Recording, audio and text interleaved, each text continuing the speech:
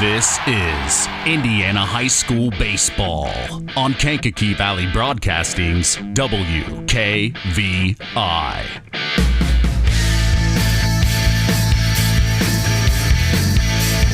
Brought to you in part by Culver's Portside Marina, NEPCO, Crane and Equipment Services, Farm Fertilizers, First Farmers Bank and Trust, Lawrence Farms, Mark's Body Shop in Knox, Zingo Express, Pulaski Memorial Hospital, Stark County Co-op, The Auto Park with locations in LaPorte, Plymouth, and Bremen, Standard Plumbing, Heating, and Air Conditioning, Collins Insurance, Howard's Marathon of Winamac, and 5 Star. The KVB pregame show with Mitch Columbi is next. It's going back, and it's going to be a home run.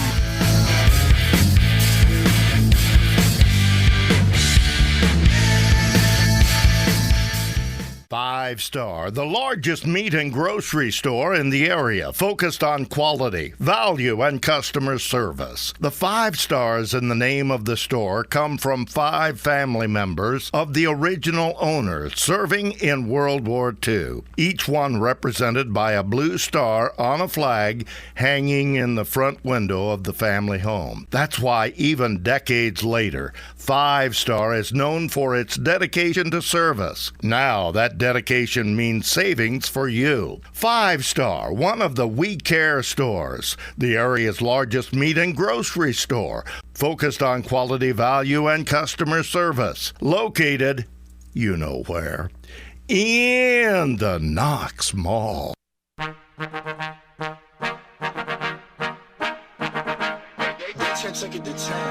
Big time That's the hit, game. And that's going to be a walk-off RBI single. Swung on, chopper to third. Here comes the go-ahead run. It's over the head of the center fielder, and it's a home run. Oh, my goodness. Homer.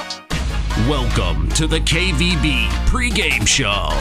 Now, here is the voice of KVB's WKVI Sports, Mitch Columbi. The new era continues here on Kankakee Valley Broadcasting's WKVI. The North-Judson-San Pierre Blue Jays host conference rival, the Winamac Warriors. This is Indiana High School Baseball. With us this afternoon, breaking things down and analyzing play on the diamond, our sports analyst, Kevin Hannon. Hey, I'm Mitch Columbi. The tradition continues. This is KVB's WKVI Sports.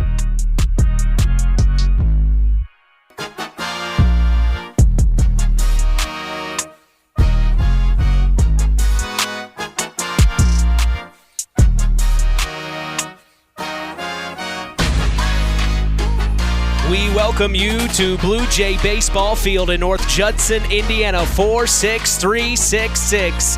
We are, of course, back for more as we are set to continue the new era of Kankakee Valley Broadcasting Sports on 99.3 FM and around the world, streaming live on WKVI.com as we get ready for our 7th baseball broadcast of the 2024 spring sports season. We have seen both of these teams in action as well as talked to both managers on the Saturday Sports Line a couple of times.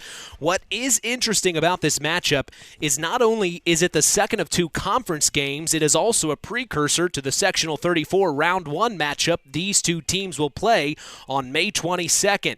You better believe we will be there for that one. But for today, it's Game 2 of the 3, and we are very excited to see what this game holds. When we look at the home team today in today's contest, North-Judson-San Pierre skipper Ray Frazier and his Blue Jays started their 2024 campaign on April 8th against Couts on the road and fell 12-2.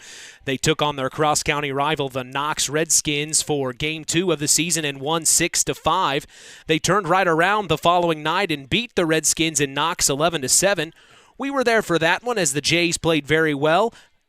They followed that game up with another two-game conference matchup against Caston and split them, winning Game 1 5-2 and falling Game 2 18-5. They really were in several conference matches early on as they then beat Triton 6-3 on April 25th. They took on LaVille and won Game 1 3-2 in extra innings. They fell the following night in LaVille, though, for Game 2 6-1.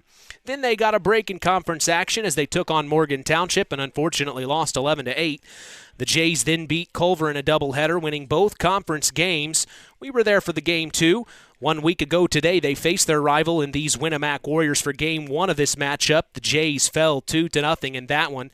Last Saturday, they unfortunately fell to Frontier and Rensselaer Central before picking up a big win against Pioneer this past Monday, 5-4. They then took on Pioneer again Wednesday and fell 13-2.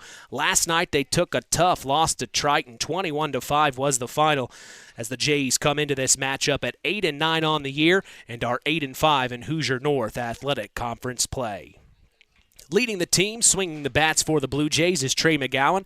He's averaging a .407 at the plate. Right behind him is Caleb Ginder, batting a .400 up to this point. And rounding out the top three is Brody Bridegroom. He's averaging a .333 at the plate. For the pitching, the Blue Jays have used 8 different arms up to this point. They have an ERA rating of 5.22. And they have allowed what says on Max Preps 50 hits, 56 runs, and have struck out their opponents 62 times. With us this afternoon, breaking things down and analyzing play on the diamond, we are honored to have former area baseball manager Kevin Hannon as our sports analyst. Coach, this feels like deja vu. Welcome back. It does. It's good to be back here, and we have another beautiful afternoon. No, it's perfect. Your thoughts on the Jays. Of course, you saw them in person a couple of weeks ago with us. What was something that stuck out? And then now with the rundown you've heard, give us your opinion on these Jays. Yeah, they had a good pitching outing the last time I was here and saw them in person. And, baseball this time of year, it gets tough. You get these rained-out games, reschedules, and you said they've used 8 different pitchers. I'm surprised it hasn't been more than that, because you just get game after game after game, and you're trying to get ready for a sectional. You can't just use those 2 guys every game. Well, and then we were kind of talking, there's so many innings you can pitch against the same team the second time within the season. And then with the rainouts, all these rescheduled games that are conference games in the same week, it almost is like, that's not fair, Coach. Yeah, it really isn't, but that's how it is. Yeah. And, you got everybody is in the same position with the weather. So there's nothing, you might as well not complain about it. Yep. You just go do the best job you can and let the kids play. Well, I think it's safe to say we're going to get this game in. It is a beautiful day. Clear skies, no wind at all. It is a completely still, perfect afternoon. But we turn and look at the Winamac Warriors. Warrior manager Mark Hendricks told us a few weeks ago he really liked the start his team got out to.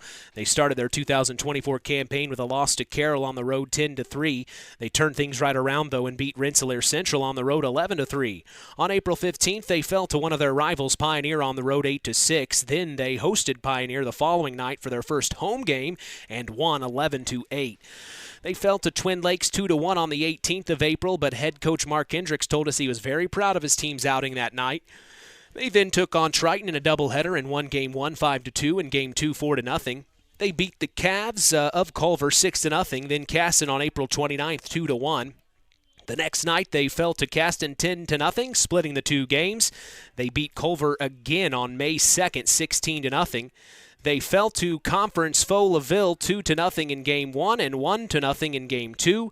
They then took a tough loss to Delphi Community 11-1. Then they beat the Blue Jays, like we mentioned, 2-0 last Friday.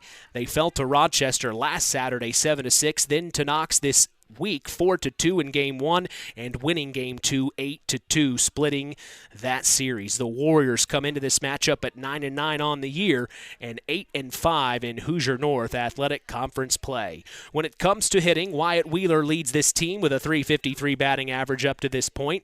Right behind him is Cash Roth, hitting right at a .320, and then rounding out the top 3, it is Addison Allen, averaging a .275 at the plate.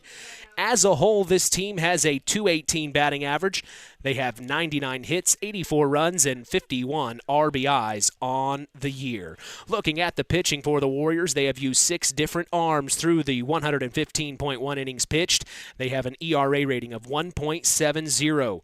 They have allowed 86 hits, 71 runs, and have struck out their opponents 123 times. Your thoughts on these Warriors? I've known Coach Hendricks a long time, and he usually has an athletic team, a team that likes to run. He's got pitchers that get better throughout the year, and his lineup is they compete.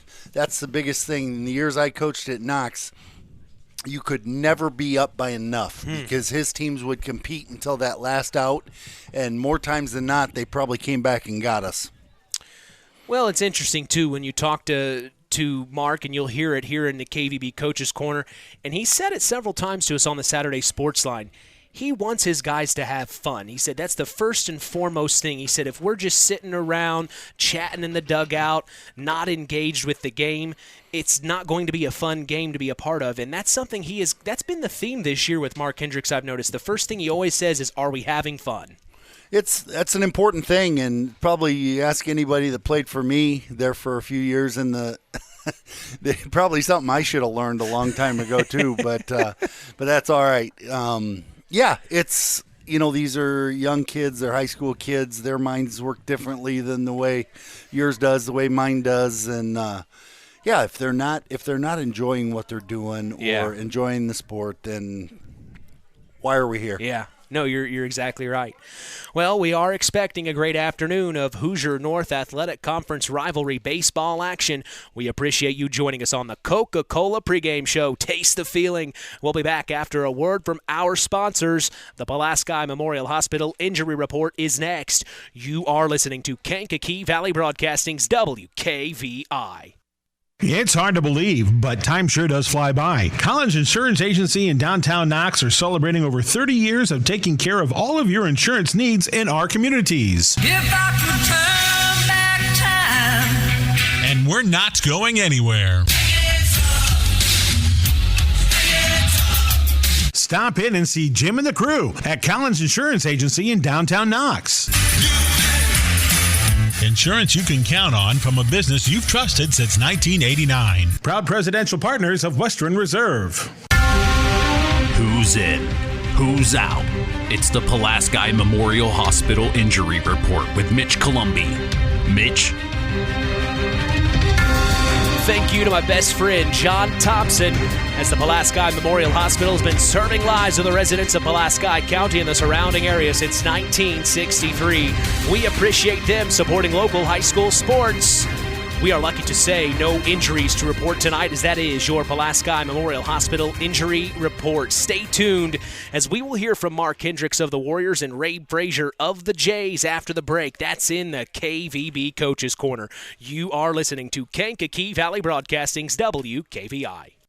Stay tuned for America's Pastime with Mitch Columbi on Kankakee Valley Broadcasting's WKVI.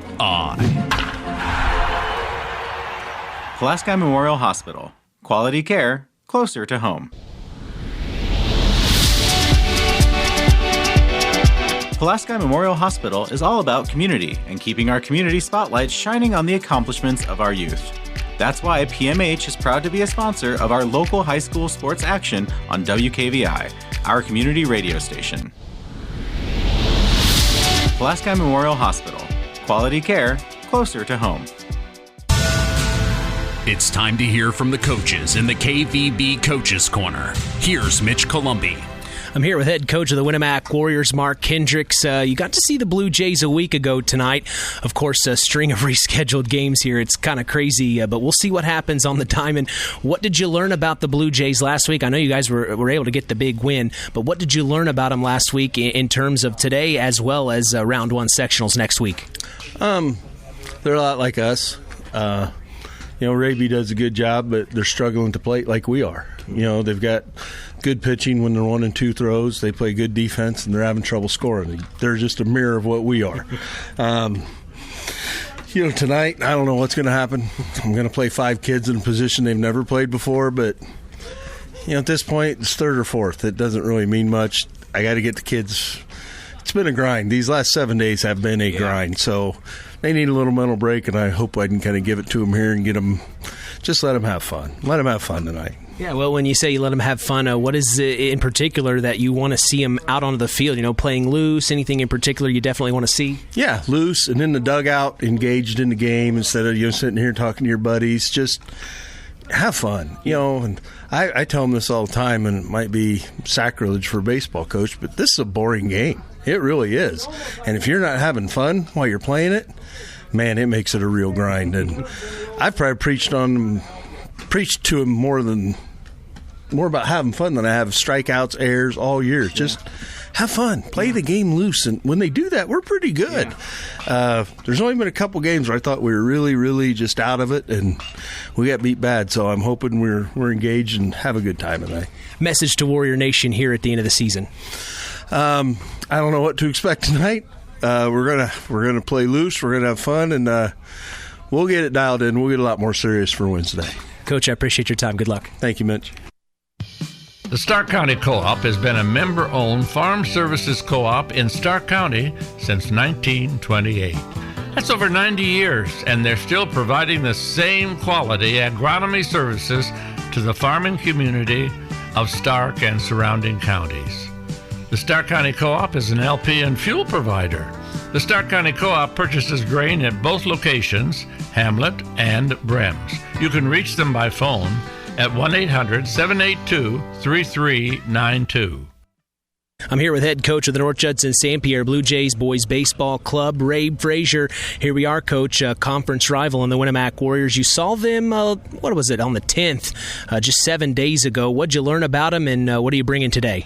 I learned that they're a really good baseball team. They have really good pitching and good defense. We played a really good high school baseball game. We lost 2-0, and that's a good.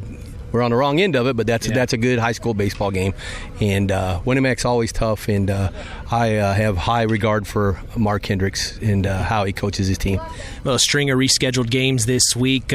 Really going to be interesting to see what happens today. But what do you want to see from your boys on the field? We just have to compete and quit throwing the ball around and making so many errors. It's getting we're a week away from playing these guys again in the first round of the sectional, so we just got to try to button up the small stuff. Message to Blue Jay Nation here at the end of the season.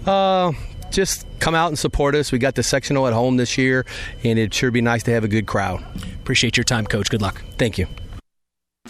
Hey folks, Auto Park Fort LaPorte has got some news for you. We now have the largest selection of pre-owned vehicles in LaPorte County. So if you're in the market, come and check us out, because right now is the best time to trade in your current vehicle. Not interested in purchasing a vehicle? That's okay. We'll buy yours even if you don't buy ours. Not currently in the market, but your car needs serviced? Come check out our newly renovated service department and let them take care of all your service needs. And remember, we're not just an auto dealer, we're an auto park. Time now for the keys to the game. Sponsored by the Auto Park with locations in LaPorte, Plymouth, and Bremen. All right, as we get set for Indiana high school baseball action, what are your keys to the game as a North-Judson-San Pierre Blue Jay coach? I think it is, with games the next 2 days, the pitchers to get in there and throw strikes, and that's the keys with most games for me, is it starts with the kick guy on the mound. All right, flip sides, you are the Winamac Warriors. What are your Auto Park keys to the game? I want to see if, Coach Hendricks, he talked about how he wanted him to be loose tonight. So we'll see if that equates to some success on the diamond today. That's our keys to the game, sponsored by the Auto Park with locations in LaPorte, Plymouth, and Bremen. It's time to sit back, pop open an ice-cold Coke and chill. The Coca-Cola pregame show continues. You're listening to Kankakee Valley Broadcasting's WKVI.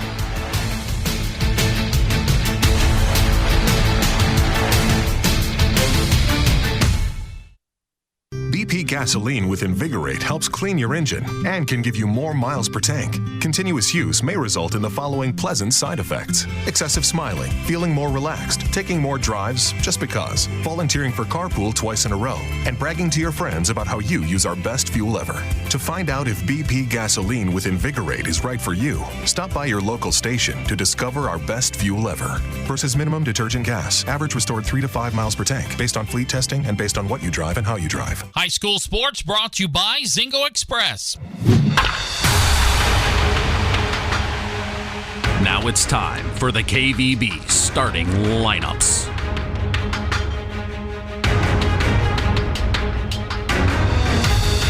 For the Blue Jays in the field to start today, we will see Quinn Bales in left field, Robert Karch is in center field, and Noah Radke in right field. The infield shows Owen Tim at third base, Brody Bridegroom at second, Damian Frazier is at first base, Javen Christensen will be the shortstop, Caleb Ginder behind home plate as the catcher, and Connor Benson gets the call to start on the mound in this one. For the Jays, for the Warriors, their batting order shows center fielder Addison Allen leading off, then left fielder Connor Burton. Designated hitter Wyatt Wheeler bats third, and the shortstop Braden Mathias is the cleanup hitter. Batting fifth will be pitcher John Malco, then third baseman Aiden Jimenez. First baseman Cody Wheeler bats seventh.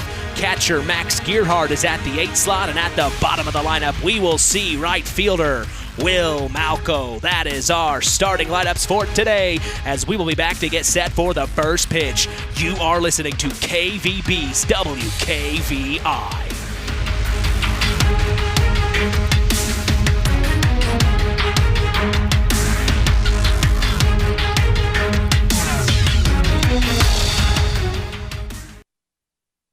Stay tuned for America's Pastime with Mitch Columbi on Kankakee Valley Broadcasting's WKVI.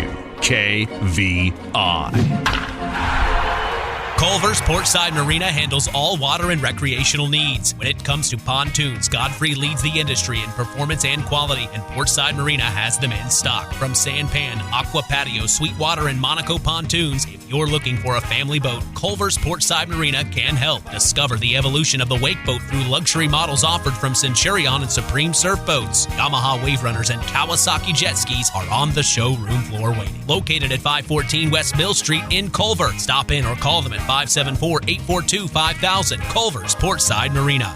Since 1936, Standard Plumbing, Heating, and Air Conditioning have always taken pride in doing the job right. Third-generation owner Brian Hammond and his family have always set the standard when it comes to taking care of all your heating and cooling needs. Making your home a comfortable home is the absolute top priority. If you are uncomfortable in your home, give them a call at 574-936-4660. Follow them on Facebook. Let Standard Plumbing, Heating, and Air Conditioning help you take control of your comfort.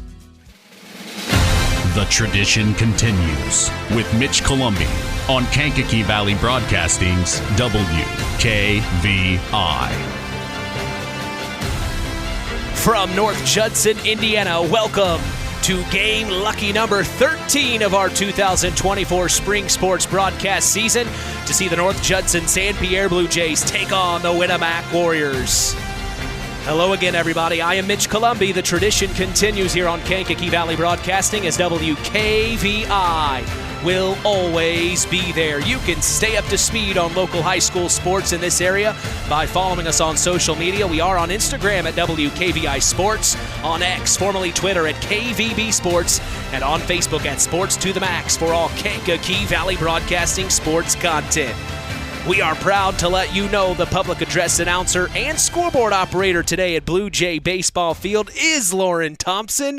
Our umpires for this afternoon in this game are Bob Schellinger and Arthur Smith. And like I said earlier, with us today, we are honored to have sports analyst Kevin Hannon along for the call. Big time shout out to Nathan Welter tuning in. Says he doesn't get too much of an opportunity to tune in to us, but he said we're sounding pretty good today, Coach. Well, that's good. And I want to give a shout out to our base ump today, Bob Schellinger, longtime coach at LaPorte and South Central High Schools, and he's also a recent Indiana High School Baseball Hall of Fame inductee. Really? So great career, coaching, officiating, just a great man. Well, thank you for letting me know that. I did not know that coming into today's game. See, it pays to have you around, Coach. Absolutely. What else are you going to say? That's why Nathan's tuned in tonight, I'm sure. Well, today's first pitch is brought to you in part by Web Printing and JT Shirt Shack in Winamac. We also appreciate them being the sponsor for the Tyler Roth WKVI Athlete of the Week Award given out each week on the Saturday Sports Line. That's the longest-running high school sports show in Indiana, thanks to our very own Harold Welter. We will have our very last Tyler Roth WKVI Athlete of the Week announced tomorrow morning. We will have that interview the following week, and then the week after that, Saturday, June 1st, we will be announcing our Tyler Roth WKVI Athlete of the Year. I'm running around like a chicken with my head cut off these last 2 weeks here. Coach, spring isn't my best friend, but we're making it happen here. It's absolutely crazy trying to wind up a school year, wind up a sports season, and, these baseball coaches and all coaches in the spring deserve more for what they do. Well, stepping into the box to bat first for the Winamac Warriors is Addison Allen. We've seen him before, and then on the mound for the San Pierre Blue Jays is Connor Benson, the North-Judson-San Pierre Blue Jays, I should say. Usually it gets cut out the other way. Usually it just says North-Judson, and there I said San Pierre. Boy. It's a lot of words. First pitch offered from Benson, swung on by Addison Allen. Deep hit back to left field, and it will be gloved by the left fielder. For the North-Judson-San Pierre Blue Jays, that's senior Quinn Bales. One pitch, one out. We will see Connor Burton, the number 2 hitter. He's also in left field today. Burton comes into today a .094 batting average. This is his 65th plate appearance of the season. Benson to deliver. Ball up top, a good eye there by Burton. We originally thought we were going to see Trey McGowan on the mound, and a last-second switch puts Connor Benson, as the next pitch offered is 2-0 from him. So he really didn't have much time to think about his outing today. Next pitch offered is a strike. So 2-1 count here with one out, top of the first from North Judson. Benson deals. Inside, ball called. Tight strike zone to start the game. Next pitch. Burton pops it up. Back to left field again. Quinn Bales will make the play. 2 outs now, and they both are done by the left fielder, Quinn Bales. That was a tough play right there. Ball in the gap. He had to go quite a ways to his left. Fighting the sun. Did a good job of getting his throwing hand up to kind of shade where the ball was and made a good running catch.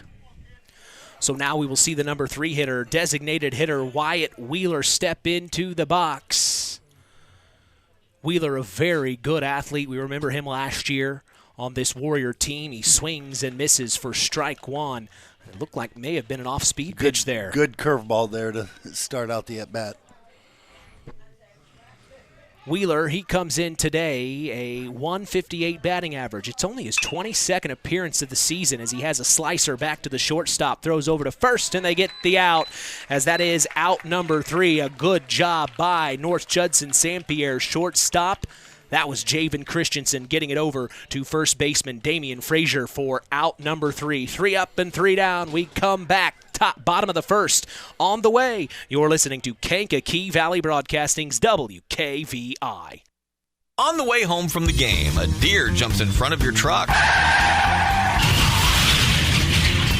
And now you've got to get that truck repaired. Make it easy on yourself. Take it to Mark's Body Shop. Mark's has done expert auto body service since 1998 and will work with you and your insurance provider for collision repair, custom body paint, and insurance work. And all work guaranteed by owner Mark Schell. Mark's Body Shop, proud to support high school sports. 772-7003.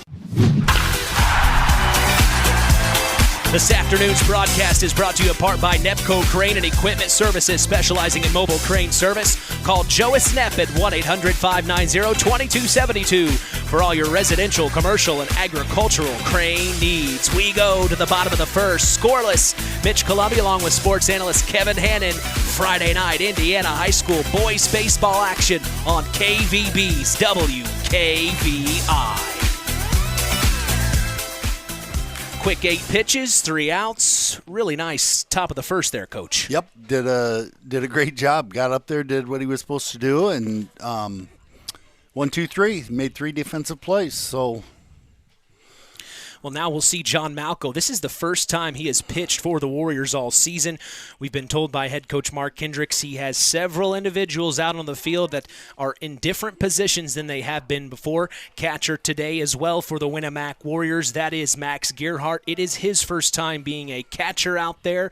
So very interesting here. We'll see how this plays out, Coach. You had kind of talked off the air that you had picked one game throughout the year where you let your seniors decide. Is that correct? Yeah, I used to on my senior day. I'd have they got to pick where they played defensively, and just adds one. They see the game isn't as easy as they think it is. They all want to go play the outfielder. They want to catch or play first base, but it just allows for the kids to stay loose a little bit. Well, going into sectional, it's been a long season. These guys have been together for 2.5 months and throughout the winter working out, and just go out and be like little kids and play the game.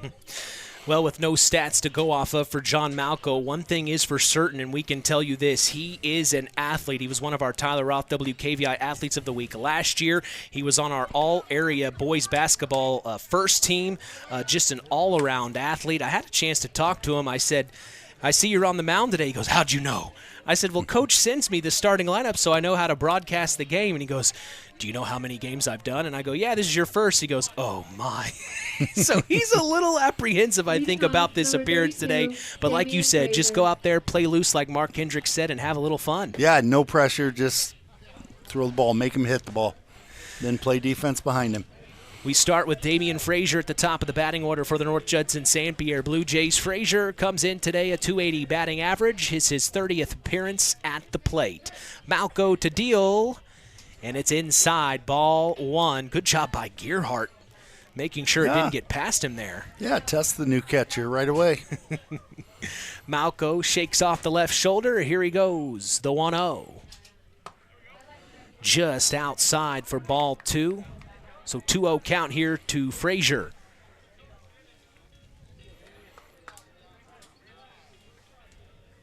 We remember Damian Frazier just a few weeks ago. Had a very good game against the Culver Cavs. It was really the Blue Jays' day, as here's the next offering inside, and ducking out of the way is Frazier.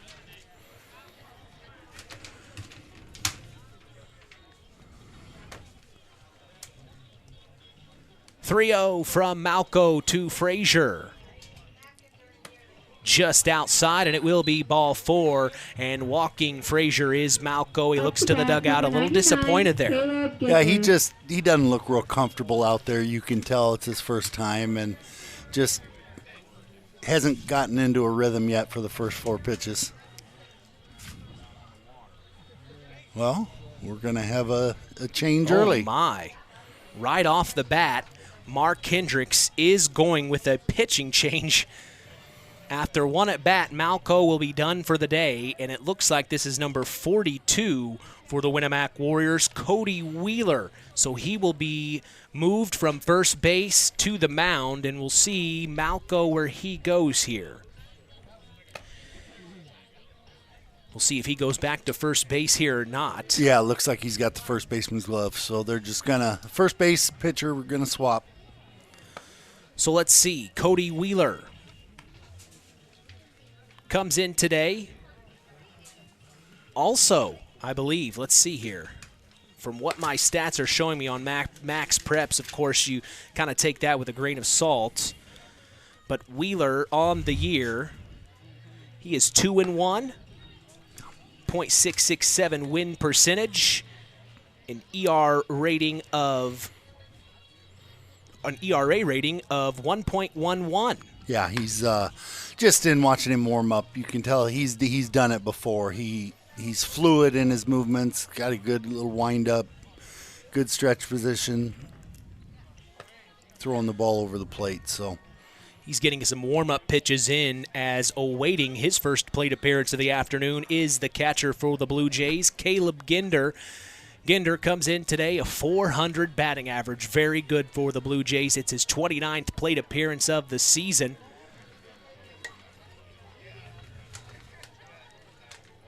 He has an on-base percentage of .464. Yeah, I've seen him twice now. This is the third game in person, and he's been great offensively in both of those previous games. 1 on, nobody out, bottom of the first. Wheeler checks the runner at first to Malco. He slides in safe. That's Damian Frazier. Ginder will step in for the first pitch. Delivered this afternoon from Wheeler. He deals. Just up top, misses for ball 1. Good eye there by Ginder. Those are the ones that are hard to lay off sometimes. Yeah, and like I mentioned during the first at bat, we got a little smaller strike zone here from the home plate ump, and pitchers just have to get used to that. Wheeler checks Frazier at 1, and now he deals the 1-0. Finds the zone for strike 1, and that evens it up at 1-1. Similar placement, just maybe an inch lower. Yeah, it was pretty close to the same pitch he saw on the first pitch. Wheeler likes the sign. Double take at first, and now he will deal the 1-1. There goes Frazier to take 2. Gearhart throws to the cutoff man, but not in time. It missed the glove of, I believe that was number 23, Braden Mathias, the shortstop. So advancing to 2 safely is Damian Frazier. Yeah, the throw was there. The throw beat the runner there, just short hopped the shortstop, and he wasn't able to scoop it and make the tag.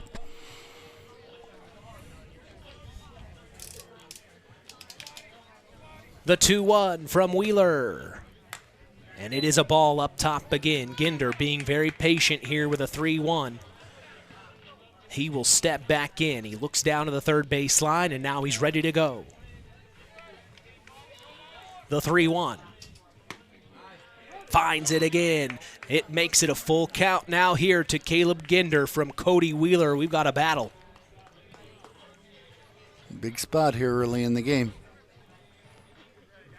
Wheeler, the payoff.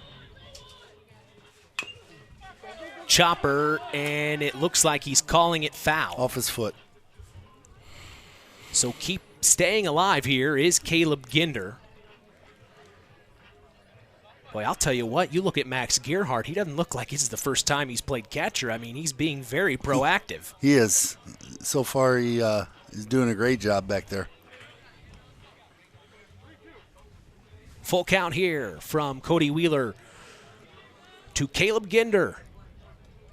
Standout player on this Blue Jay team. Wheeler delivers.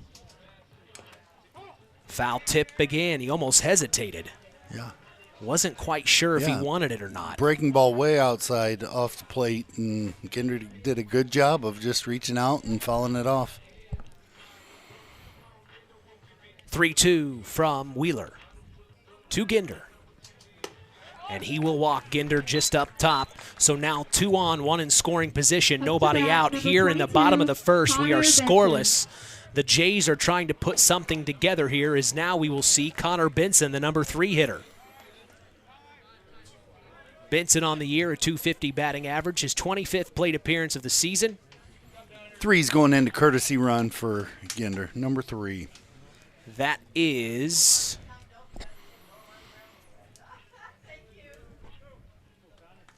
I don't have that number. Trey McGowan, thank you. Trey McGowan, there he is. We scratched him out because we thought he was starting. So Trey McGowan, the courtesy runner at first, as the first pitch is offered to Benson, a called strike. Connor Benson on base percentage of a .375. With 1 in scoring position, trying to make something happen inside at the hands for ball 1.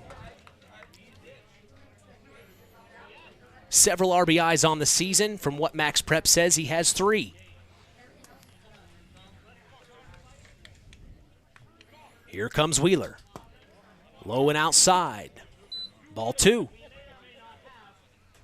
So far, North-Judson hitters are not doing Winamac's pitchers any favors. They're staying, in the strike zone. They're not reaching for pitches outside of it. Next pitch fouled off and out of play. Evens up at 2-2 now here. Benson on the mound, going up against Wheeler here in the box. Had a very good start to the top of the first on the mound, and now he's trying to bring someone home. Slicer hits Wheeler in the leg. It will be enough time to, oh no, and it looks like they are going to get Damian Frazier, who was advancing home and had to run back to 3. They throw to Aiden Jimenez, and they get the tag for out number 1. That is huge. Yeah, the runner there going to Frazier rounded third a little too far. They threw behind him and got him as he was hustling to get back. Next up, senior Quinn Bales steps into the box, a .238 batting average. 1 in scoring position. He's trying to bring him home, and that being the courtesy runner, Trey McGowan, as he fouls one off out of play. 0-1 count now.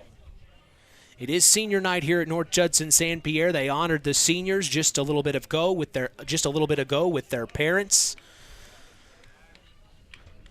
As here's the 0-1 from Wheeler, swung on by Bales. It'll drop right in front of the first baseman. He'll pick it up and run back to tag, but that advances the courtesy runner Trey McGowan to 3, and Connor Benson gets to 2. So that's 2 outs and 2 in scoring position here in the bottom of the first.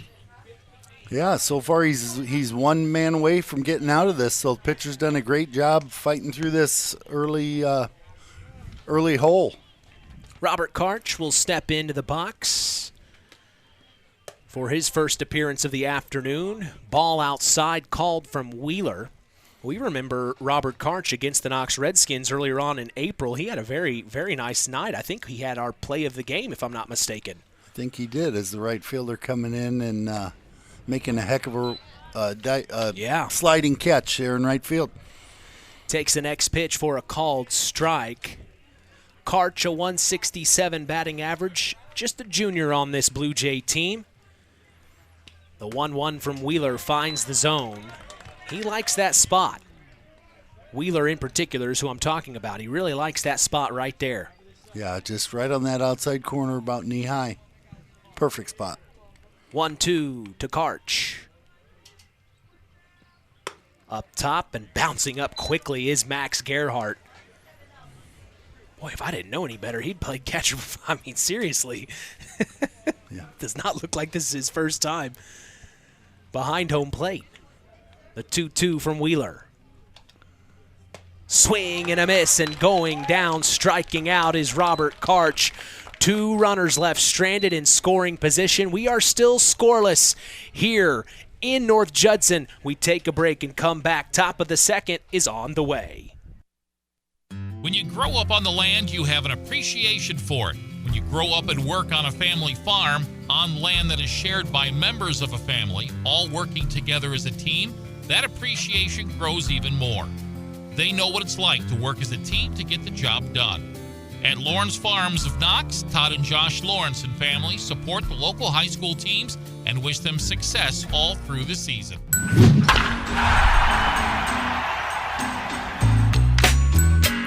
This afternoon's broadcast is brought to you in part by First Farmers Bank and Trust, providing state-of-the-art banking with old-fashioned service. We thank them for supporting local high school sports and helping continue this tradition on KVB's WKVI. Scoreless here in North Judson as we've got a conference rival matchup going on between the North-Judson-San Pierre Blue Jays and the Winamac Warriors. We go to the top of the second. And really, several hits by the Blue Jays in that last half inning, Coach. Really got the bats going. Now they get back on defense here. What is something the Warriors need to do? Is their first time up the bat, it was 3 up and 3 down.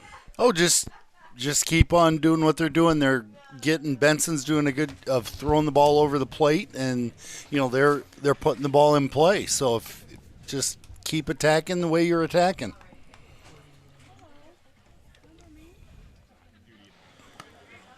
So Benson still on the mound for the Blue Jays. Ginder as the catcher. Beautiful day here in North Judson. You see Blue Jay Nation in full force. Also, Warrior Nation came out to support. I think I see our old friend Al Breifogel out in attendance. Always does a fantastic job showcasing his support for the Winamac Warriors. And in a battle against their rival, the North-Judson-San Blue Jays, no one needs to be at home when a game like this. Yeah, they're not playing for a conference championship tonight like I think they hoped a week ago. Yeah, but things change so playing fast. for second, potentially. So Braden Mathias, the number 4 hitter, will step into the box. Shortstop for the Winamac Warriors to face Connor Benson the first time this afternoon. He'll swing on the first pitch. It'll be a base hit into left field, and Braden Mathias gets on first. A much better start than the top of the first there. Yeah, first ball hitting, nice little line drive over the third baseman's head into left field. Next up to bat is number 8, John Malco. Malco comes in today, a 157 batting average. It's his 58th appearance of the season. Senior on this Winamac Warrior team. Swings on the first pitch, and it will go foul down the left field line.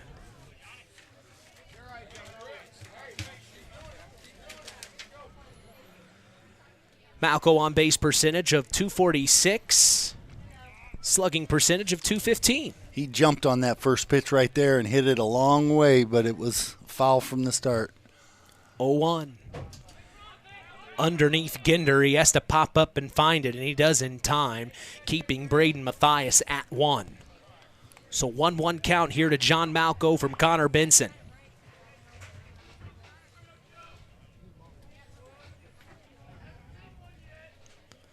The 1-1. Just outside for ball number 2. 2-1 count here, top of the second. The Winamac Warriors and the North-Judson-San Blue Jays going at each other here. Benson to deliver. Just misses. It'll get past Ginder, and advancing to 2 is Braden Mathias. So he will get to 2 and in scoring position. It's a 3-1 count to John Malco. Very interesting scenario here. Yeah, that's started out with the first 4 hitters. They all jumped on the fastball early in the count, and since then, Benson and Ginder have chosen more breaking balls. And Malco swings on the 3-1, and it'll go foul down the right field line. So now 3-2 here for John Malco. These guys are battling. Yeah, and he's, like I finished my thought from earlier, now he's throwing more breaking pitches and just struggling to find the strike zone. Benson, the payoff. And he's going to miss the zone, and he will walk John Malco. Big-time shout-out to my father, Joe Columbi, who's tuned in all the way from Rush County, Indiana. We appreciate him joining us here on KVB's WKVI.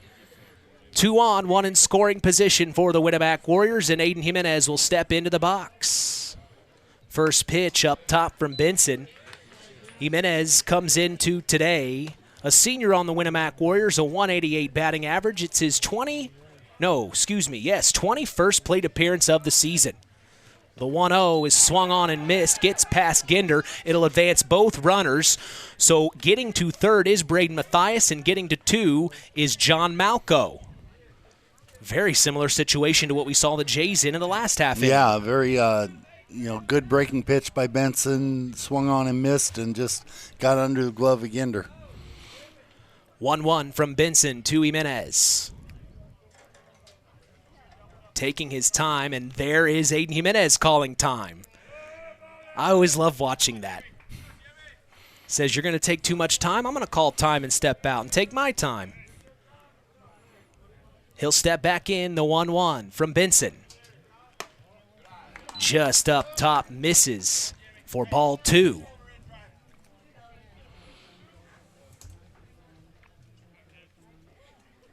Jimenez has 3 RBIs on the season, and he's going to get another one here as he gets a base hit into left field, bringing Braden Mathias home, and the first run crosses for the Winamac Warriors. It's 1-0 and an RBI single to Aiden Jimenez. Yeah, got an off-speed pitch there inside half the plate and drove it between third base and short. Now we will see the number 7 hitter, Cody Wheeler, who was placed in, would you call that relief? Yes, that would officially be relief. He swings on the first offered pitch for strike one from Benson. Runners on the corners for the Winamac Warriors. 1-0 they lead here. Remember, they beat the Blue Jays a week ago in the first of 2 conference regular season games, and they will face each other for round 1 in the sectionals this coming Wednesday. Next pitch gets past Ginder. Here comes Malco trying to slide in, and he does. There's another run that crosses for the Warriors. It's 2-0, and advancing to 2 is Aiden Jimenez. Yeah, just tough. Again, breaking pitch in the dirt. Kind of skipped sideways on Ginder there. He couldn't blocked it, but it was just off the side of him. Well, I think they are definitely having some fun like Coach Hendricks kind of wanted here, Coach.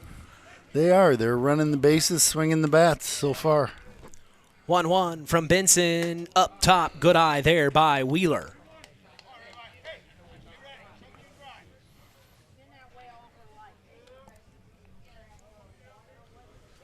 Benson, the 2-1. Ducking out of the way is Wheeler, and now it'll be 3-1. He's been very patient at this at-bat for swinging at the first offered pitch. Yeah, and, Benson, the strike zone's kind of eluding him here the first few pitches of this at-bat. And he will walk. Cody Wheeler just misses up top, and he will take his base. Nobody out, and here comes Ray Frazier to have a chat with Connor Benson. Nobody out. 2 on, 1 in scoring position. They've brought 2 runs across here in this inning. What do you think Coach Frazier's talking to his pitcher and infield about? Well, right now he's I think he's just hoping with the number of games they've had and do have that Benson, something will click back in and he's able to give him a few more innings here today. Just a pep talk. Yep. So Benson will stay. Just a quick pep talk. The infield comes all together. I can't not point this out. Caleb Ginder has that bleach blonde hair, Coach. He is looking sharp here for the postseason, getting ready for summer. He's going to be laying out, hanging out with the girls, having a good time, it looks like, this summer. You can sure notice it, that's for sure. It's probably a good thing he's catching. He's got it under the helmet here. I'm just jealous.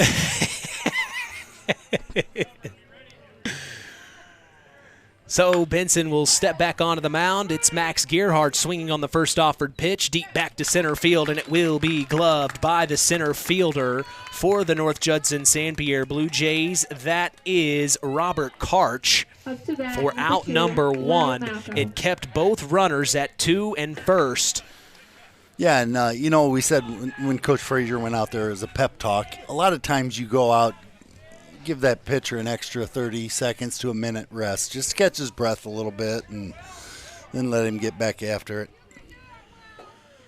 Next pitch by Benson is swung on by Will Malco, the number 9 hitter. It will get to, I looked down at my paper. Did you see what happened there? Yeah, he forced out at second base, so fielder's choice for Malco. So Malco gets to first. For fielder's choice, runners on the corners for the Warriors. That was out number 2. As I believe that was Cody Wheeler advancing, or was that Max? No, that was Cody Wheeler. Wheeler was out at second on the fielder's choice. So now we go back to the top of the batting order. Addison Allen for his second plate appearance of the afternoon. He fouls off 1 out of play. 0-1 count now from Benson. Yeah, after that little talk from Coach, Benson's thrown strikes here. He deals the 0-1. There goes Malco to take 2. Ginder will choke on it and allow it to happen. So now 2 runners in scoring position here in the top of the first with 2 outs. Addison Allen comes in today, a .275 batting average. It's his 64th plate appearance on the year. He has 9 RBIs coming into today. Benson to deal. Just misses, and you heard head coach Mark Kendricks yell, "Attaboy." Yeah, you're getting into the time where Allen needs to extend this at bat for the Warriors and get into the meat of the order here with runners in scoring position. The 2-1 is way up top, and in ducking out of the way is Addison Allen. So now 3-1 here from Connor Benson to Addison Allen. I think 3-1, this is a dangerous pitch here for Benson. I'm sure Allen's looking for something in the strike zone to hit it hard. And now a called time here. You're going to walk him intentionally, not even throw it. Interesting. Up to bat, Well, just like you said, it was a dangerous Yeah, pitch. Dangerous hitter, dangerous situation in a 2-0 game. Probably best thing, just fill first base with him and go after the second hitter. So that will load up the bases and bring up Connor Burton for his second appearance. He swings on the first offered pitch. It's deep back to right field. It will be gloved in foul territory by the first baseman for the Blue Jays. That was Damian Frazier running backwards and tracking it down. My goodness, for out number 3. We will take a break and come back. Bottom of the second is on the way. You're listening to Kankakee Valley Broadcasting's WKVI. At First Farmers Bank and Trust, agriculture has been a cornerstone of our business for more than 135 years. Our personal relationships within the ag community run deep for multiple generations. If you're looking for a financial partner that knows, understands, and supports agriculture, I'd love to hear from you. I'm Isaac Blue, Ag Banker at First Farmers. Come into our Knox, North-Judson, or Culver branches, or visit us online at ffbt.com when you're ready to talk about growing your operation. First Farmers Bank and Trust, member FDIC, equal opportunity lender. Today's game is brought to you in part by Howard's Marathon of Winamac, serving Pulaski County for 44 years. Call 574-946-6894. Ask for Howard or Dean. We thank them for supporting local high school sports and being part of this wonderful tradition. We go to the bottom of the second. 2 runs crossed in the top, as that was the Winamac Warriors taking the lead 2-0. Mitch Columbia along with sports analyst Kevin Hannon. A very nice half inning for the Warriors. Yeah, they scored 2 runs on 1 hit, no Blue Jay errors, and they had a couple walks that helped their fielder's choice. So, and actually good for Winamac, but really good job by the Blue Jays to get out of that inning. Things could have got real messy right there. Owen Tim. So we'll see Owen Tim for his first plate appearance of the afternoon, the third baseman, right-handed hitter, facing the right-handed pitcher, Cody Wheeler. Wheeler will start the bottom of the second as he is in relief for John Malco, who had a shot at the first batter, Damian Frazier. And after walking Frazier, they called his day to an end. So now Wheeler delivers the next pitch. It's 1-1 now. The first was a strike. I can honestly say in all my years of watching games at a lot of different levels, that's the quickest hook I've ever remember without an injury being involved. Swing and a miss by Tim. Strike number 2. It says Owen Tim comes into today a .071 batting average, but I just don't think the stats have been updated on Max Prep, so we're kind of dealing with what we have to deal with here in that aspect. Several of our area teams sometimes don't update the stats. You know, it's just part of it. It's a grueling season, so to ask coaches to go through all that and put that together, it can be tough, as the next pitch offered makes it full now from Wheeler to Tim. You kind of find out real quick how much you have to like to talk. The payoff. Chopper back to Wheeler, tried to glove it. It bounces off his glove. They still throw it over to first, and they get the out. Picked up off the bobble glove was the second baseman. That was second baseman Eli Budka, who then slings it over to John Malco at first for out number 1. Yeah, ball, couple hopper back to the pitcher, a little bit to the pitcher's left.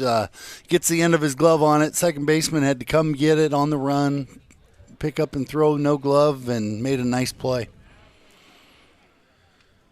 So nobody on, 1 out. Here in the bottom of the second, the Warriors lead 2-0, and the first pitch offered to Brody Bridegroom is a called strike.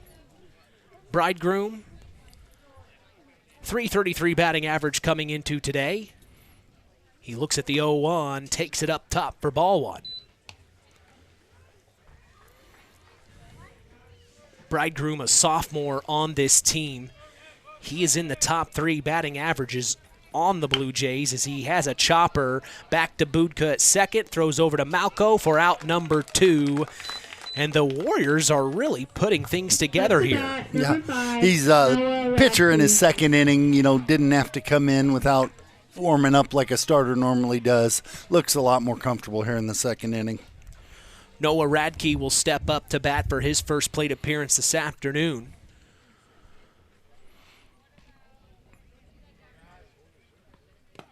Ball low in the dirt outside. Beautiful day here in North Judson.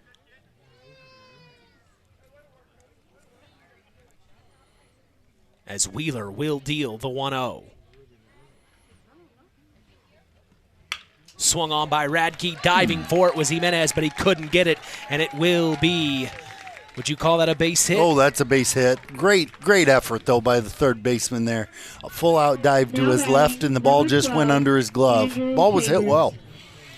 Score update from the Knox Lady Redskins softball matchup with Morgan Township at the end of the first inning. Knox leads Morgan Township 2-1. Shout out to Harold Welter for sharing with me that information. Back in our game, 2-0, the Winamac Warriors lead the North-Judson-San Pierre Blue Jays as Wheeler will check the runner, Noah Radke at 1. He slides in safe. 2 outs here. The Warriors are trying to stay in control. This is the number 9 hitter, Andrew Chambers.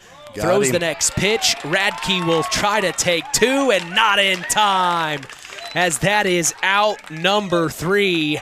So, no runs cross. Really a dominant performance in the bottom of the second for the Warriors. We will take a break and come back. Top of the third, action is on the way.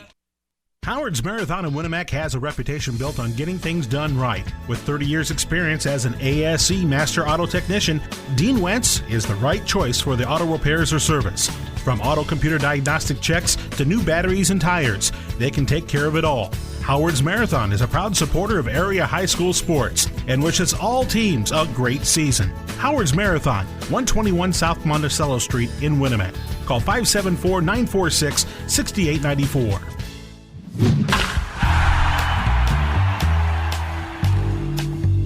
Continuing the tradition here on KVB's WKVI, as this afternoon's game is sponsored in part by McGrath Refrigeration, a family-owned business since 1967, and your local Armstrong Air dealer.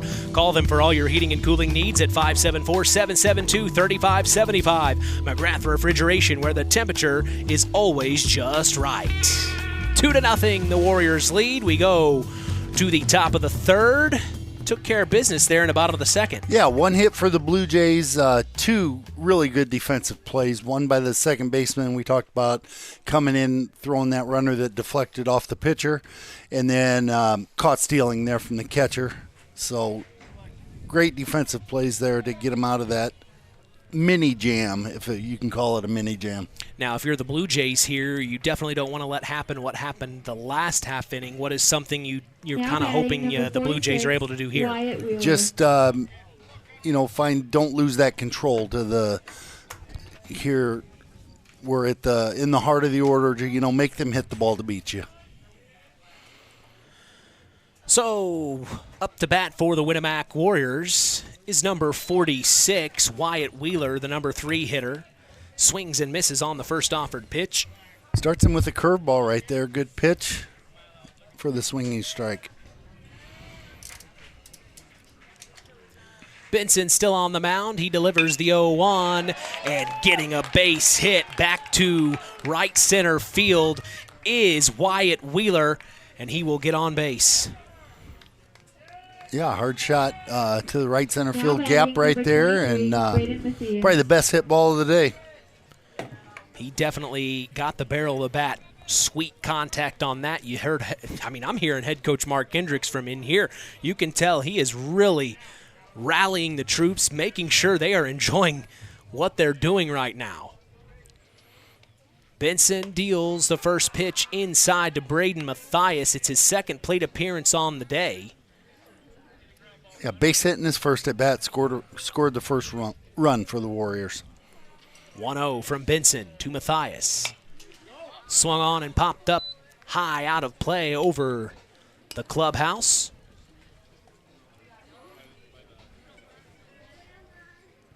evens up at 1-1 here.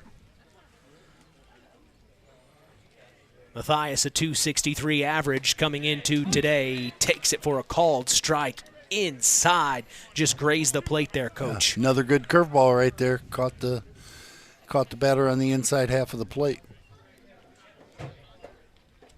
This is 64th plate appearance of the season for Matthias as he pops one up high. It will be in the infield and gloved by the second baseman for the North-Judson-San Pierre Blue Jays. That's Brody Bridegroom for out number 1.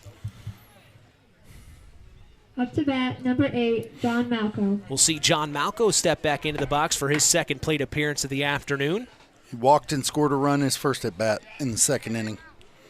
Started on the mound, first time this entire season. Got an opportunity for one batter, and then that was his day. Another good curveball there for strike 1. That finds the zone, and Benson maybe coming into his zone here. The 0-1. Swung on by Malco, deep to left field, bounces in front of Quinn Bales. It'll be a base hit. Now he's digging for 2, and it looks like Wyatt Wheeler will get to 3. So is that a double? Yeah, it's a double.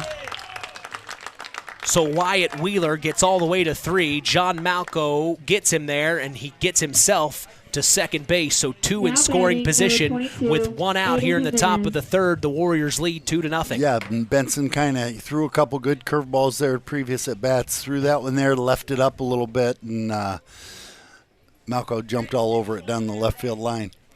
The number 6 hitter, Aiden Jimenez, up to bat for his second appearance today. He had an RBI single his last at bat, so another big situation for him. 188 average on the year. He has 3 RBIs up to this point as he swings and misses. Or did he have an RBI? He had an RBI in the second inning. So this could be his 5th RBI of the season. Trying to bring 1, maybe 2 home here. The 0-1 from Benson. Oh, he swung on the curveball and then gets past Ginder, but Ginder tracks it down and gets it back to Benson before either runner even thinks about it. Yeah, he did a good job. He got enough of that to keep it within a step or 2 of the dirt, and you just can't take that chance with 1 out. With 2 outs, you might have seen the runner take a chance. Benson deals, finds the zone. And going down looking is Aiden Jimenez for strike number 3 and out number 2. Big pitch again with the curveball. And now stepping in for the Warriors is Cody Wheeler. Second time today. Strike called again from Benson. Wheeler walked in his first at bat. Benson, the 0-1. Ooh, it just misses. Cody Wheeler turned his back almost like he was ready to take it there. Loved it. He didn't move his feet. The ball just curved right around him. Oh, man, that was incredible. 1-1 here from Benson. Ooh, check swing. And I don't know if he went down. He's checking with the infield umpire. He says he is safe. I believe that's Bob Schellinger. It is. So 2-1 count now with 2 in scoring position. Benson finds the zone again, Coach. Yeah, he likes that pitch. He's found the range on the curveball here this inning. So big pitch here. See if he can get out of this mess with nothing. Next pitch is outside. Ginder gets in front of it, and now it'll be a full count. Here in North Judson, beautiful day, 78 degrees. Wind is picked up, blowing north to northeast. The payoff from Benson. Swung on. Chopper too short. Play. Oh, it'll hit the leg of John Malco. And then that is out number 3. Tough play. The shortstop, the runner heading to third, and the ball all got to the same spot at the same time, and it just hit right off the leg of the base runner. Now, that advancing runner to home, that does not count then. No runs, so Benson did a good job of getting out of that. So we will take a break and come back. Bottom of the third, action is on the way. You're listening to Kankakee Valley Broadcasting's WKVI. It takes smart planning by a skilled expert to get you just the right heating, cooling, and energy-efficient system for your home. McGrath Refrigeration can install an affordable Armstrong air system that will cut your energy costs while enhancing your comfort. You'll see the difference in your first energy bill. Give McGrath Refrigeration, your local Armstrong dealer, a call today at 574-772-3575. That's 574-772-3575. McGrath Refrigeration, where the temperature is always just right. We certainly thank Farm Fertilizer for sponsoring this afternoon's broadcast. Call them at 574-867-2441. That's Farm Fertilizer, helping to move the bar on yield and crop investment returns. Mark's Body Shop in Knox is also proud to be part of the broadcast this evening. If you ever need collision repair, contact Mark at 574-772-7003. Bottom of the third, Mitch Columbi, along with sports analyst Kevin Hannon on this beautiful Friday evening from North Judson, Indiana. 2-0 as the Winamac Warriors lead their conference rival, the North-Judson-San Blue Jays. Remember, just 7 days ago, they beat the Blue Jays 2-0. Similar situation here, but a lot of different players out on the field, Coach. Yeah, a lot of... Hello? Sorry. Sorry. I think that was a mix between you and me. Kind of lost my train of thought right there. But we're talking about a 2-0 game. Similar situation to last Friday. Similar situation, but there's still a lot of baseball left to play. We've had a lot of base runners, a lot of situations to score runs, and we'll see if so far the pitchers have been able to get out of these innings. Cody Wheeler still on the mound for the Warriors, and stepping in to the batter's box for the Blue Jays, Chambers is still up. He was up when the runner got thrown out trying to steal. So Andrew Chambers in his first appearance of the afternoon. Is that right? Yeah, first at bat, yes. 0-1 count from Wheeler. He will deal, and it is called for 0-2 now. Wow. That was close, Coach. Got a little bit of that outside corner on that one, but... a very little bit. May have somewhere to be this afternoon. The 0-2 from Wheeler up top might be a little bit of also Gearhart replacing that. Always like watching that. Whenever you see college baseball games on TV or the pros, I always love when they catch it and bring it back into the zone. Yeah, they think they're fooling everybody. Going down swinging is Chambers for out number 1. And Cody Wheeler comes in for relief to John Malco, and he's really doing a good job. He is doing a great job so far, and we'll see if it continues. But, yeah, he was a little not in a rhythm when he first came in the first, but he's really settled down since. Back to the top of the batting order, it's Damian Frazier. He swings on the first offered pitch, and it will get to the second baseman. He gloves it and gets it over to the first baseman for out number 2. A good job there by Eli Budka to get it over to John Malco. So that's 2 outs here. The Warriors are just really playing very good right now. Just playing fundamental baseball. Pitching, making the defensive plays they need to, getting guys on base and moving them around.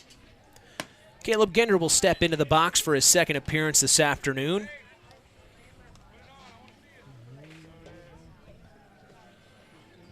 Looking at an 0-1 here from Cody Wheeler. 1-0, I should say, as it's a chopper to short. Throws over to first. Out number 3. So 3 up and 3 down here in the bottom of the third. We are moving right along. You're listening to Kankakee Valley Broadcasting's WKVI. The key to high-yielding crops is accurate and dependable soil testing. This is Andy Awald of Farm Fertilizers and Seeds. Having the right information to make the most profitable fertility decisions is what Image Services from Farm Fertilizers and Seeds is all about. We combine cutting-edge technology and computerized record-keeping with a common-sense approach to soil sampling and fertilizer recommendations. Whether it be by management zone for field-level applications or grid-based for variable rate applications, count on Image Services by Farm Fertilizers and Seeds for your soil service needs this fall.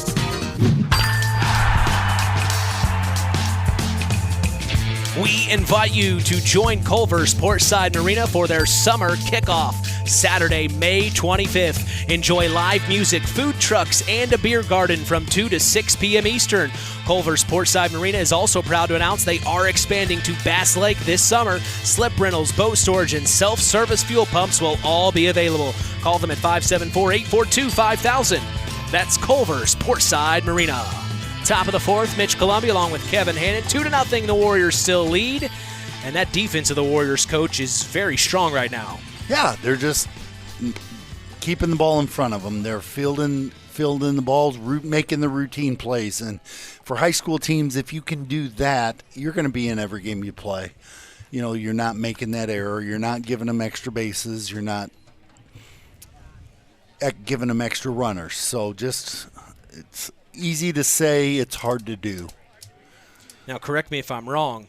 I had between 6 and 8 pitches there in the third inning by the Warriors. Anywhere between 6 to 8. Exactly, and that's and what I counted in the second was 10, and then 4 from Malco in the first, and then 18 from Wheeler the rest of the way. Yeah, I have him with 36 pitches so far. Yeah. So right in that area, he's really taking care of things quickly. For 3 innings pitched to have 36 pitches, that's all you can ask a pitcher to do.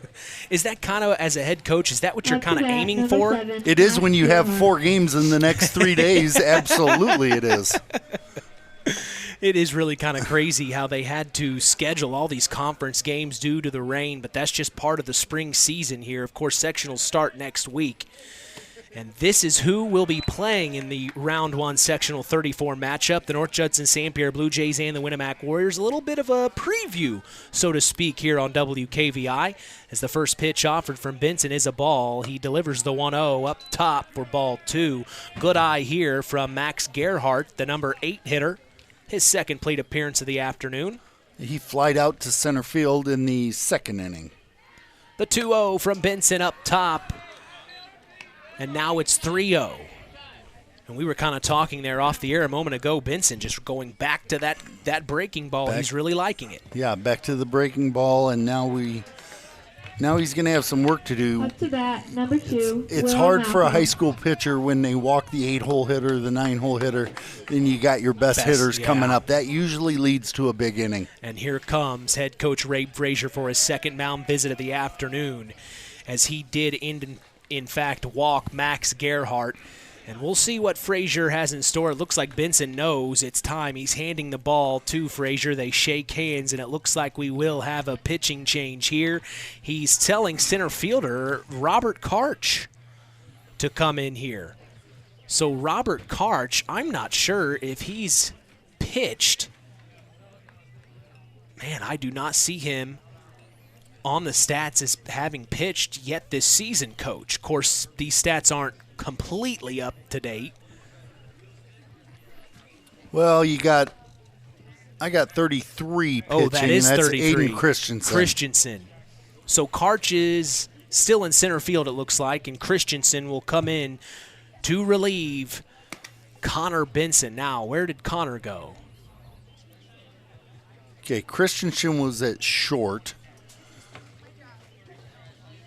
I just can't see from here. They are kneeled down. It's hard to tell who is out there. Karch is out. So Karch is out, and Connor goes to center field. So that's who was in center field. Christensen was in center field. We missed that earlier on in the game, evidently. But am I wrong, or do we still haven't identified the shortstop here, right, with Christensen on?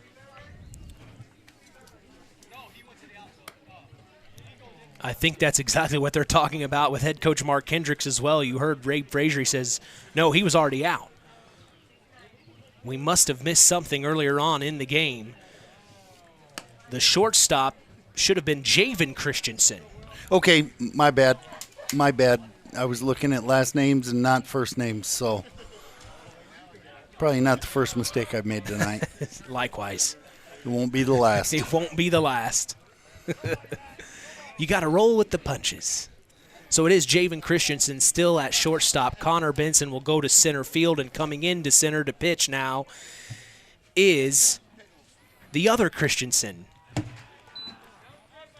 Aiden Christensen. And he deals his first pitch to number 2. This is Will Malco, the number 9 hitter. It's a ball called here, and will step back in. Malco, a sophomore on this Winamac team, brother to senior John Malco, takes the next pitch, ball 2 outside. You remember Will during the winter season, Coach. I mean, he is a really good basketball player, up-and-coming player. We've talked with head coach Mike Springer about this athlete here. He plays baseball. He's an athlete. You can tell as he fouls one off out of play, making it 2-1 now. One thing Winamac usually has, what I've noticed, is they have kids that do multiple sports, and I'm sure North-Judson has the same. But, yeah, the names just, whether it's fall, winter, or spring, the names are still the same. Next pitch misses for ball 3, and in the middle of all that, advancing to 2 was Max Gearhart for a stolen base. A little bit of kind of gave him the old sneak attack there. He catcher had the ball, nobody covered, and he took off and stole on the delay. Chopper goes foul. Almost picked up by the first baseman for the Blue Jays. That was Damian Frazier, and it just goes foul at the last second. So full count now for Will Malco here in the top of the 4th. The Warriors lead 4-0. With nobody out, one in scoring position being Max Gerhardt. 2 outs, excuse me. 2-0. Oh, 2-0. Sorry, what did I say? You said 4-0. My gosh, Coach. It's all right. There are no outs. No outs, 2-0 Warriors.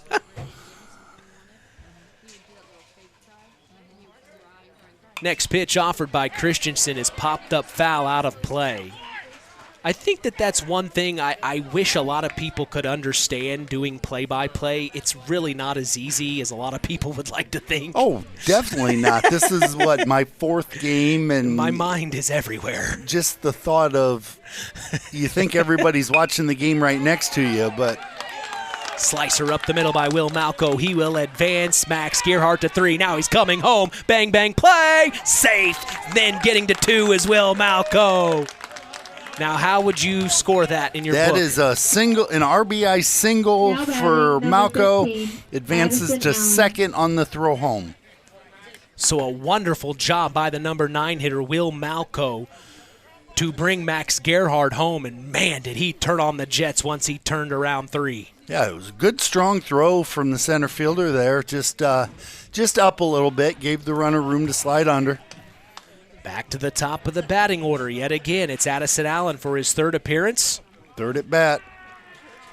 Christensen will step off the rubber, check Will Malco at 2. Flight out to left and walked his first 2 at bats. Allen steps back in and dips out of the way at the last second.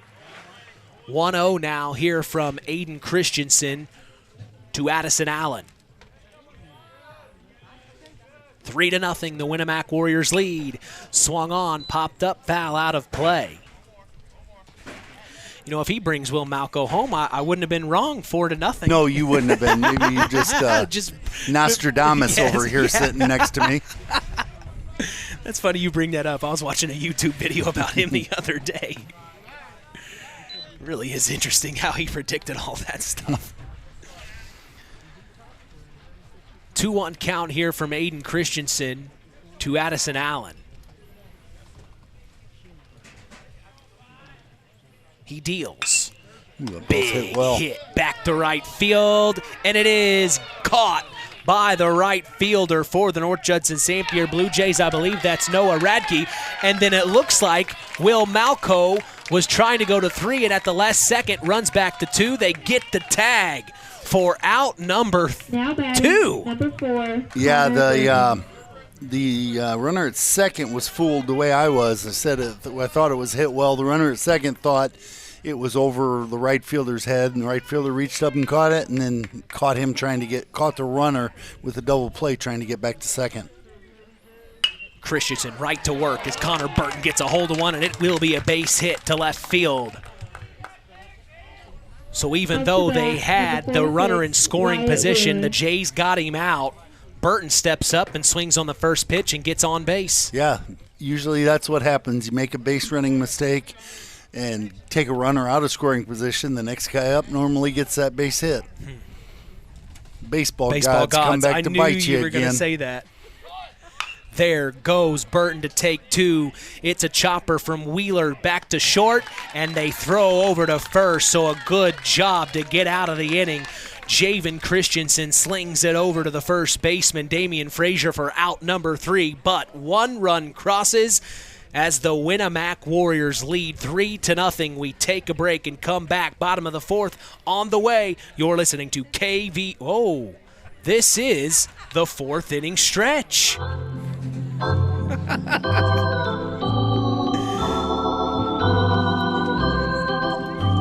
Standard Plumbing, Heating, and Air Conditioning is helping continue this wonderful tradition on KVB's WKVI. If you are uncomfortable in your home, and I mean uncomfortable when it gets hot like this, you need to call Standard Plumbing, Heating, and Air Conditioning. Give third-generation owner Brian Hammond a call at 574-936-4660. Serving the local area since 1936. It's the 4th inning stretch, sponsored by Standard Plumbing, Heating, and Air Conditioning. Since 1936, Standard Plumbing, Heating, and Air Conditioning have always taken pride in doing the job right. Third-generation owner Brian Hammond and his family have always set the standard when it comes to taking care of all your heating and cooling needs. Making your home a comfortable home is the absolute top priority. If you are uncomfortable in your home, give them a call at 574-936-4660. Follow them on Facebook. Let Standard Plumbing, Heating, and Air Conditioning help you take control of your comfort. Tonight's game is brought to you in part by Todd and Josh Lawrence of Lawrence Farms. We thank Todd and Josh Lawrence for supporting local high school sports. Update from the North-Judson-San Pierre Lady Blue Jays softball game against Triton. 2-0, the Lady Jays lead. Shout out to Nathan Orger, the public address announcer for the Lady Jays. As we are back in action for our game, 3-0, the Winamac Warriors lead the North-Judson-San Pierre Blue Jays along with Kevin Hannon. Nice little half inning there for the Warriors. Yeah, they were able to get another run across. Could have been more except for the base running mistake, but added to their lead. First pitch offered from Cody Wheeler to Connor Benson is a called strike. Benson's 1 for 1 as he had a base hit single in the first inning. He'll step back in. The 0-1 delivered inside for ball 1. Evens up at 1-1 now.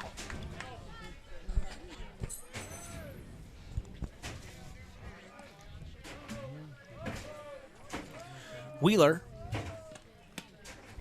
Called strike. 1-2 now. He likes that pitch. Wherever that was, it's where you need to throw it every time. It doesn't appear to be a strike, but he likes it. Doesn't matter if the guy behind the plate calling it likes it. Ooh, foul tip, and I think it hit the man in blue mask. Skipped off the face mask of the head umpire, but he shakes it off. 1-2 count here to Connor Benson from Cody Wheeler. And he gets the strike as Benson goes down looking for out number 1. Now batting, number 14, Quinn Bales. So a good job there by Wheeler. And now we'll see Quinn Bales up to bat. Swing and a miss for strike 1. Bales grounded out in the first. It's his second plate appearance of the afternoon. Wheeler kicks and deals. Called strike again. Man, that is right where he likes it. There's that spot. And for that spot we're telling you about is maybe an inch, 2 inches outside at the knees. It's just a pitcher's pitch. You can't hit it. 0-2 from Wheeler to Bales.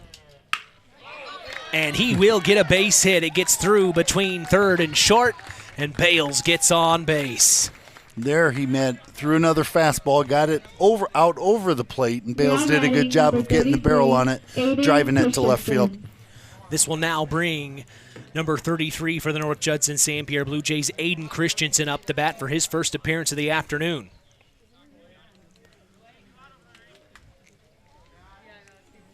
Wheeler shakes off the sign. Now he likes it. Checks Bales at 1. Set to go. He deals up top, and there's Gerhardt bouncing up. Looks at Bales, letting him know, I can get it. Don't you think twice. 1-0 count here from Wheeler.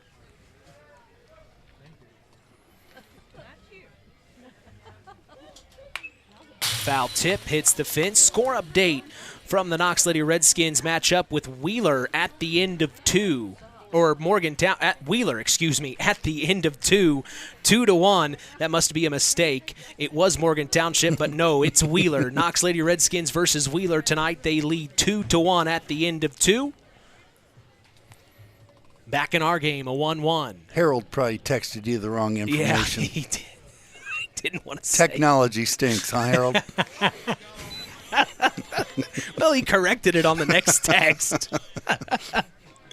Next pitch finds the zone for strike 2. A 1-2 count here to Aiden Christensen from Cody Wheeler.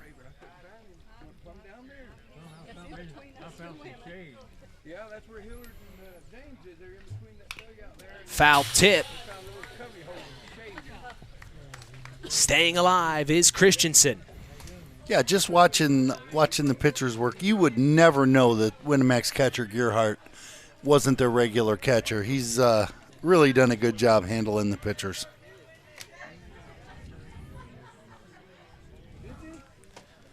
Wheeler, the 1-2. Just up top for ball 2. Christensen being very patient here. He's also got the bleach blonde hair as well going on. They're getting ready for summer here in Judson. You got the team discount. Yeah, the 2-2 from Wheeler.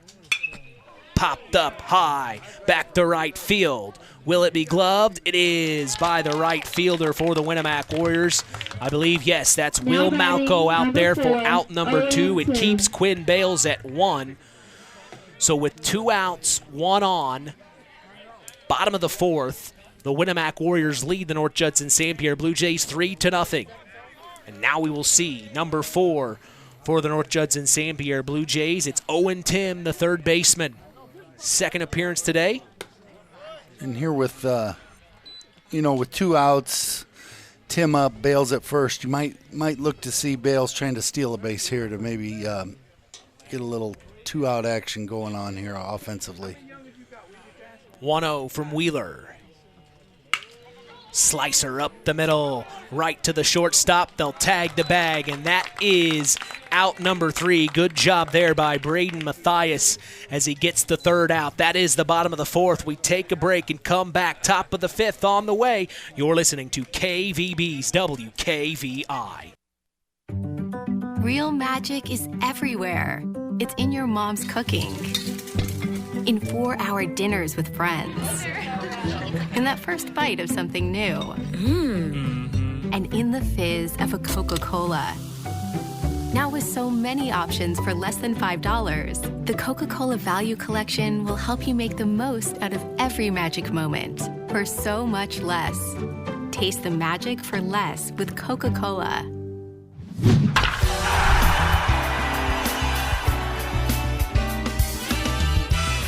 Web Printing and JT Shirt Shack in Winamac is proud to be part of the broadcast this evening.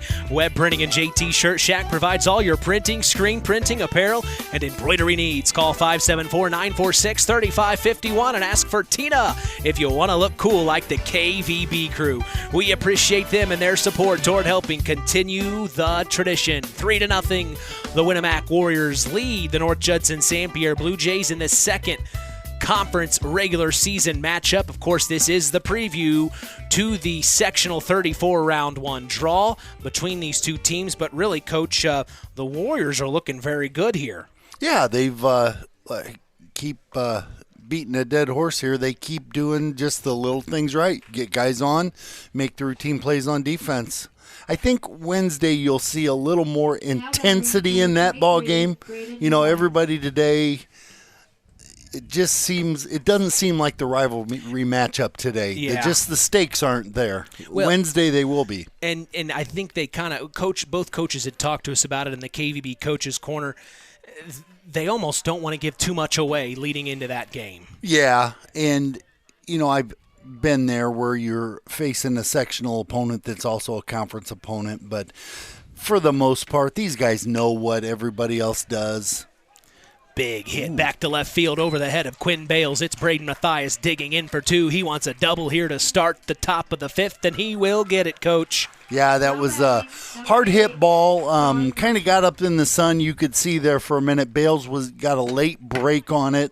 Ball's right in the sun. Tough sun field here in the left side of the infield and in left field. So now this will bring John Malco up to bat for his third appearance today. They're getting through the batting lineup quickly here. Walking a double for Malco. With Mathias in scoring position, nobody out here in the top of the fifth, an opportunity for Winamac to add to this lead. Aiden Christensen to deal. Hits the dirt, good eye from Malco, ball one. Yeah, you get to this point in the game, top of the fifth. It's nice for those add-on runs. 3-0, you can still get that with one swing, but you like to add on a little bit each inning. Christensen, the 1-0. Hits the dirt again, gets past Gender. It will advance Braden Mathias to 3, so now another run 90 feet away.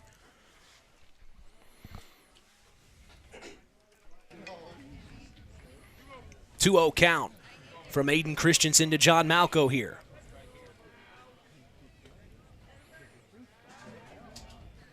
Swung on, pop back to left field, and it will be a base hit and bring Braden Mathias home. So an RBI single for John Malco.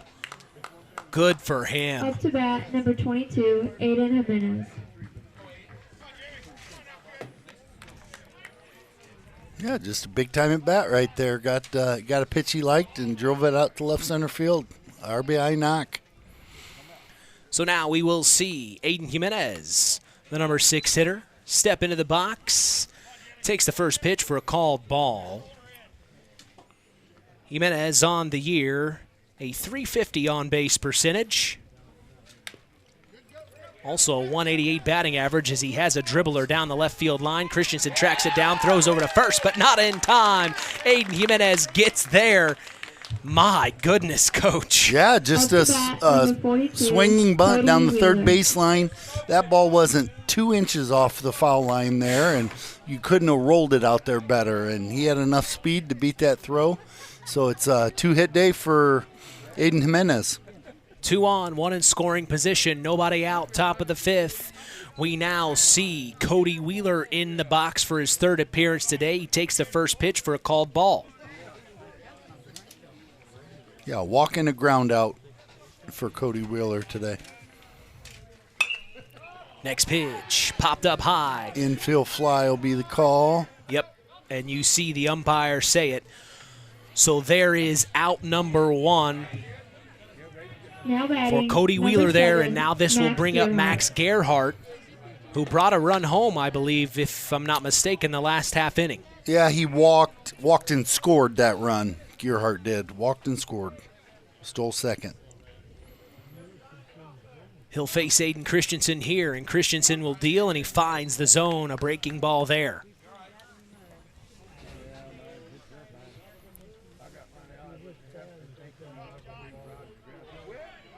The 0-1 from Christensen, bunt shown from Gerhardt. It will get clean in the infield. Christensen picks it up, throws back to first, overthrown. Damian Frazier. This will bring John Malco home, and getting to 2 safely is Will Malco. Now explain how you count that. All right, that will be a sacrifice bunt for Gerhardt, and then he reached first on a throwing error by the pitcher.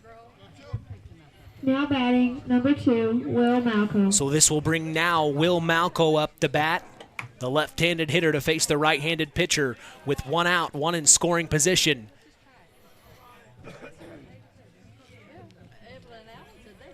Christensen to deal.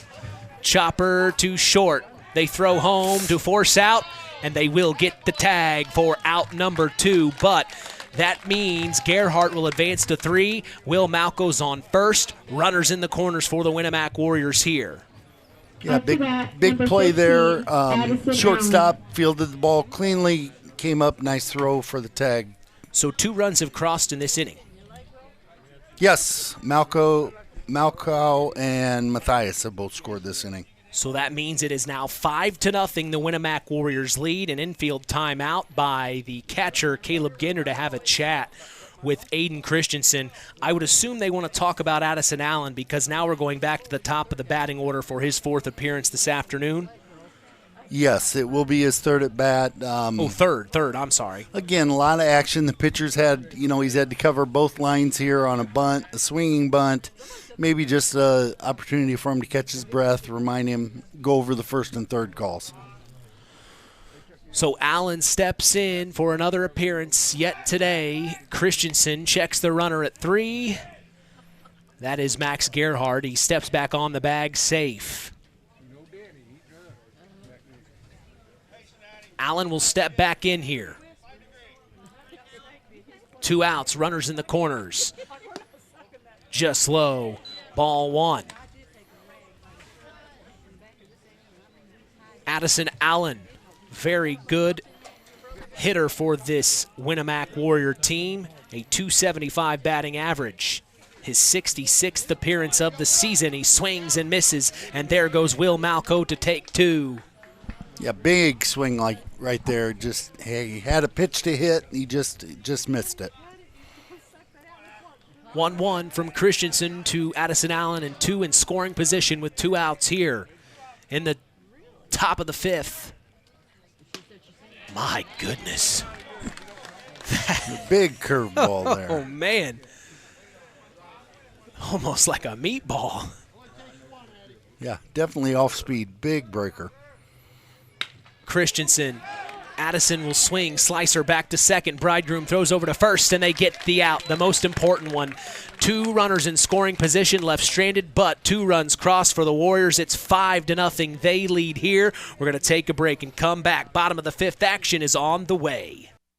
BP gasoline with Invigorate helps clean your engine and can give you more miles per tank. Continuous use may result in the following pleasant side effects: excessive smiling, feeling more relaxed, taking more drives just because, volunteering for carpool twice in a row, and bragging to your friends about how you use our best fuel ever. To find out if BP gasoline with Invigorate is right for you, stop by your local station to discover our best fuel ever. Versus minimum detergent gas. Average restored 3 to 5 miles per tank, based on fleet testing and based on what you drive and how you drive. High school sports brought to you by Zingo Express.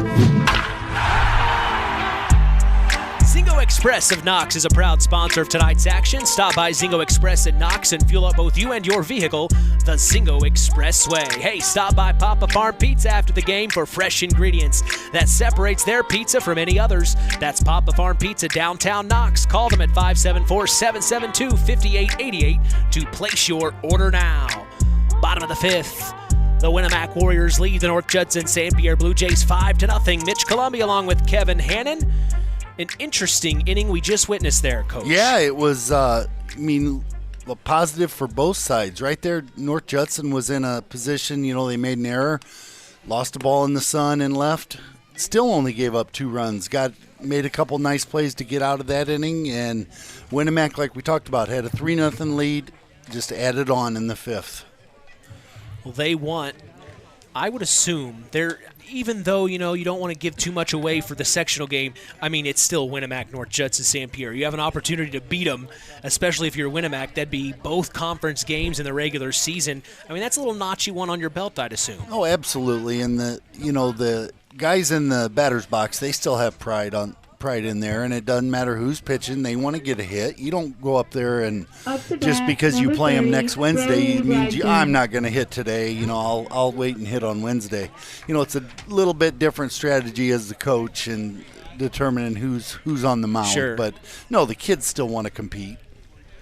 Score update from Harold Welter. They are playing Morgan Township tonight. The Knox Lady Redskins lead Morgan Township 5-3 at the end of the 4th inning. But back in our game, it's Brody Bridegroom swinging on the first offered pitch from Cody Wheeler and fouled off out of play. Yeah, Cody grounded out to second, his first at bat in the 2nd inning. 0-1 count here from Cody Wheeler. Ooh, almost grazed the shoulder of Bridegroom. He was trying to take it, I think. Not good enough. No, we've talked about that before. That's a hard thing to do. Swing and a miss on the 1-1, as it's now 1-2 for Bridegroom. His third appearance of the afternoon? Second appearance. Yeah, second at bats for 7, 8, 9. 1-2 from Wheeler. Swung on and missed by Bridegroom. Couldn't get it to go. And that is out number 1 for the Blue Jays. Now we'll see Noah Radke for his next plate appearance on the afternoon. Yeah, Noah's 1 for 1 on the day. Next pitch just misses in the dirt for ball 1. We had just talked about head coach of the Winamac Warriors boys basketball team, Mike Springer. He just sent me a nice text. He said, "Keep the Warriors winning, Mitch. I'm enjoying listening to you guys on the radio." So big time shout out to Mike Springer. They always like us when they're winning. Absolutely. We appreciate you tuning in, Coach Springer, as here's Noah Radke. Rips one to left field. It'll be a base hit for him. As here in the bottom of the 5th, the Jays need to start putting something together here, I would assume. Yeah, they do. This is the time when you'd like to at least get one. Anything more than that is frosting on it. But, yeah, you got to start pecking away here, getting runners on, putting some pressure on the pitcher. This will bring up the number 9 hitter, Andrew Chambers, up to bat. Up top just misses for his second plate appearance. 0 for 1 on the day, struck out in the 3rd. The 1-0 from Wheeler. He checks the runner at 1, set to go. Up top, ball 2.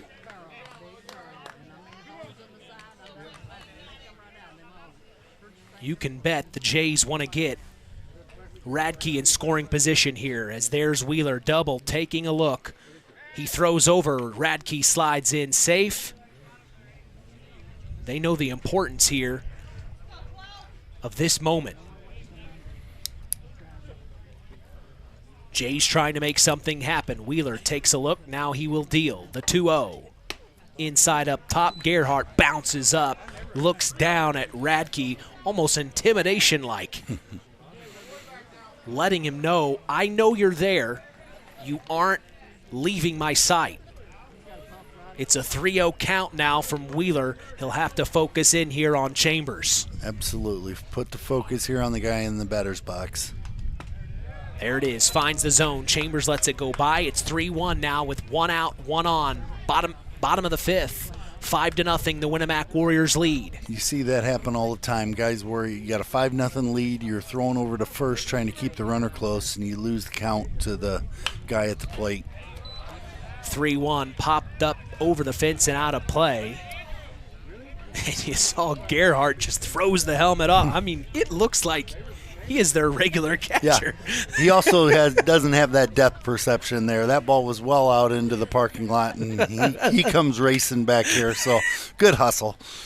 The payoff from Wheeler finds the zone, and going down looking is Andrew Chambers for out number 2. It takes us back to the top of the batting order for Damian Frazier. Yeah, that's a great job there by the pitcher. 3-0 count, and I mentioned he was threw over to first there and put his focus back on the hitter, and now we got 2 outs back to the top of the order. Frazier, the left-handed hitter, steps in. Wheeler deals. Frazier swings. Fouls off out of play. He's got to pick his helmet up again. He's been waiting on this opportunity, it feels like, to play some catching. Frazier, we mentioned earlier, very good on this Blue Jay baseball club. 280 batting average coming into today. Foul tip hits the fence. 0-2 now from Wheeler. Caleb Ginder on deck. Benson in the hole. 2 outs. Wheeler. The 0-2. There goes Radke to take two. Popped up high. It may be fielded by the left fielder. And it is out number 3 by Winamac left fielder. I believe that was Connor Burton on the play, as that is out number 3. We will take a break and come back. Top of the 6th on the way. You're listening to Kankakee Valley Broadcasting's WKVI. It takes smart planning by a skilled expert to get you just the right heating, cooling, and energy-efficient system for your home. McGrath Refrigeration can install an affordable Armstrong air system that will cut your energy costs while enhancing your comfort. You'll see the difference in your first energy bill. Give McGrath Refrigeration, your local Armstrong dealer, a call today at 574-772-3575. That's 574-772-3575. McGrath Refrigeration, where the temperature is always just right.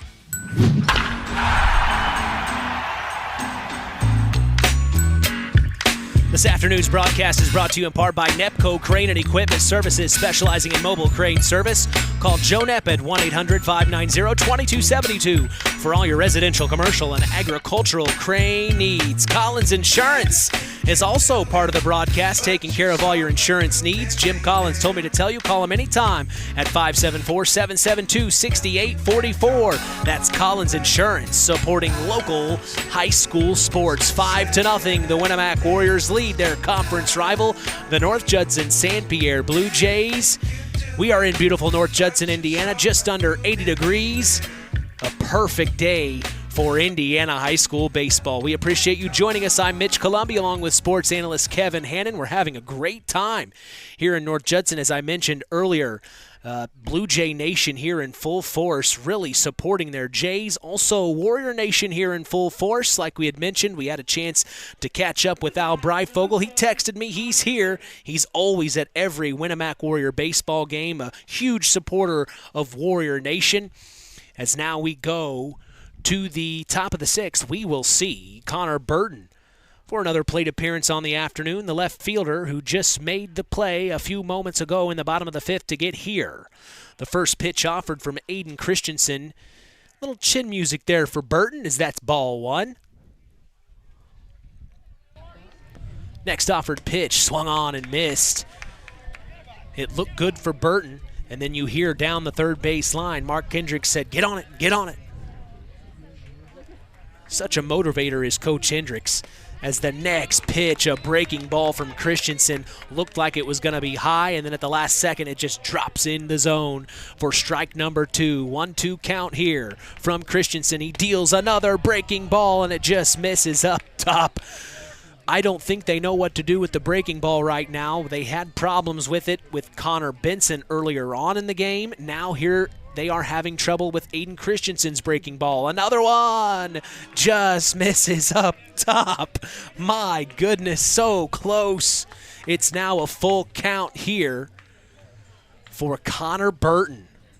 Swing and a miss, and he will go down swinging for out number 1 here in the top of the 6th. So going down on a strikeout was Connor Burton there to start the 6th, as that's 1 out. We will now see Wyatt Wheeler, the number 3 hitter, step into the batter's box, as the first offered pitch looks like it misses for a ball. Yeah, Wheeler's 1 for 3 on the day, had a single back in the 4th. Sorry, back in the 3rd. The 1-0 from Christensen slipped out of his hand at the last second, and it goes over the head of Wyatt Wheeler for ball 2 now. The 2-0 from Christensen. Up top, ball 3. Score update from Harold Welter. The Knox Lady Redskins lead Morgan Township at the end of 5-3. Appreciate you, Harold. Back in our game. 3-0 from Christensen. Finds the zone. Man.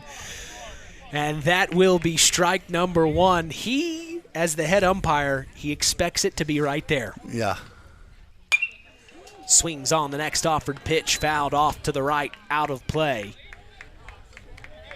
And we question it, but you We're know not what? the one down there. Absolutely. Those guys, I have so much respect for those guys that do that. If it wasn't for them, we wouldn't be having this game. So, and we've kind of talked about how important is. Here's the next offered pitch, swung on back to left field. Quinn Bales will get the catch for out number 2. A good job by him.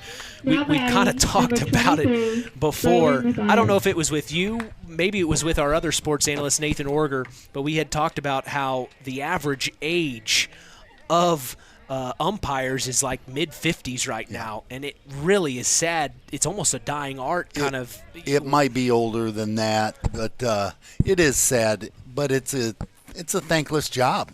Really. I mean, you come and no matter what game you work, half the crowd doesn't like you. Yeah. Half the crowd think you're for the other team. It's hard not to notice them. Right. But you almost wonder if we can't figure out how to get younger individuals umpiring or officiating, how we can continue for the long haul, Coach. I mean, you really have to think about it. 1-1 from Christensen, swung on by Braden Mathias, deep back to left field. Quinn Bales couldn't get to it, and it will be a base hit. No, it's going to be a double for Braden Mathias. He stands in at 2 with 2 outs. He puts himself in scoring position here in the top of the second. Yeah, that ball was really hit better than I thought it was going off the bat. Bales got a good start, knew where it was going. It just beat him down the corner. That ball, a couple hops away from the fence. John Malco will step up to bat.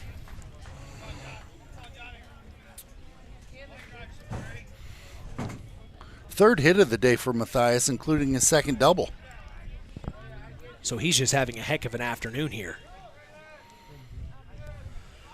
Christensen to John Malco, first pitch. Finds the zone. Malco almost dipped out of the way thinking it was going to be a ball. Yeah, and this is, again, one of those at-bats by Malco that we talked about. You know, you want to get that run in. You want to add on. Next pitch, John Malco fouls off the left field line. Score update from the other North-Judson-San Pierre Blue Jay game going on today. It's the Lady J softball matchup at the end of 3. They lead over Triton 9-0. Back in our game, the Warriors are in the lead. Malco pops one up high, and it is fouled off out of play. 0-2 is the count. And John Malco has had a strong game offensively. He walked and scored in the second, double in the third, single, scored, knocked in a run in the fifth. 0-2. Swung on and missed by John Malco. That's strike number 3 and out number 3 with a runner left stranded in scoring position. It keeps it 5-0. The Winamac Warriors lead the North-Judson-San Pierre Blue Jays. Have you ever wondered how much I could sell my vehicle for? Well, Auto Park Chevrolet GMC can help with that. We're looking to buy your vehicle. It is a quick, simple process that puts money in your pocket. Stop by the Auto Park on Oak Road for one of our sales professionals to assess your vehicle and have a cash price for you in moments. If you're looking to trade, we have stacks of inventory for you to choose from, or you can walk away with a check in hand. Don't hassle with listing on Marketplace or waiting forever to sell it privately. Let us make you an offer today. Auto Park Chevrolet GMC. Check us out at www.autoparkchevroletbuickgmc.com or call 574-936-5590 or come to see us next to Walmart in Plymouth. We certainly thank the Stark County Co-op, your local agricultural cooperative that offers an array of service and support, including grain, agronomy, seed, fuel, and LP Petroleum. Call 574-867-2411 to contact the Stark County Co-op. Finally, today's broadcast is brought to you in part by 5 Star. We thank them for supporting local high school sports and remind you to shop local. That's 5 Star. In the Knox Small, we go to the bottom of the 6th. Mitch Columbia along with Kevin Hannon, 5-0 as the Winamac Warriors lead the North-Judson-San Pierre Blue Jays. Cody Wheeler still on the mound. Still considered in relief for John Malco, who started on the mound for that first batter. Yep. But since then, it's been all Cody Wheeler. Yeah, in relief, 5 solid innings. This is a big inning, though, for him. Big inning for North Judson here as they're, need to get on the scoreboard here. 2, 3, 4 hitters coming up. So big inning for both the pitcher and for Judson's offense. First up for the Jays here to start the bottom of the 6th is Caleb Ginder. Wheeler will deal a little chin music there for Caleb Ginder. Just ducks his head out of the way. And this is Ginder's third appearance. Third at bat, yes. Walked, grounded out to short. The 1-0 from Wheeler to Ginder. Misses the zone for ball 2 now.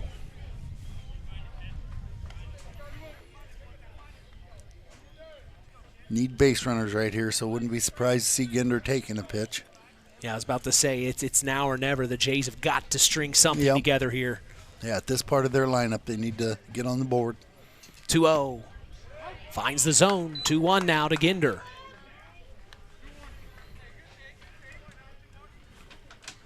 Ginder, an on-base percentage of .464. Trying to make that happen here. The 2-1. Up top. Strike called. So 2-2 now.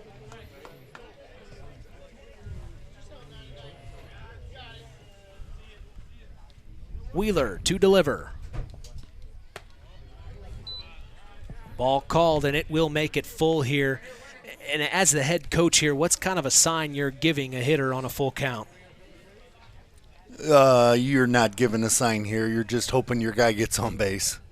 They know what to do. Yep. Ginder will swing on the full count, and he will go down swinging for out number Now 1. batting, number It's just kind of, 22, I guess they Connor know at that Benson. point what they have to do. Yeah, at this point, as a coach heading down to coach third, you're telling your dugout on your way, good at bats here. We just need base runners. Got to have base runners to get on the board.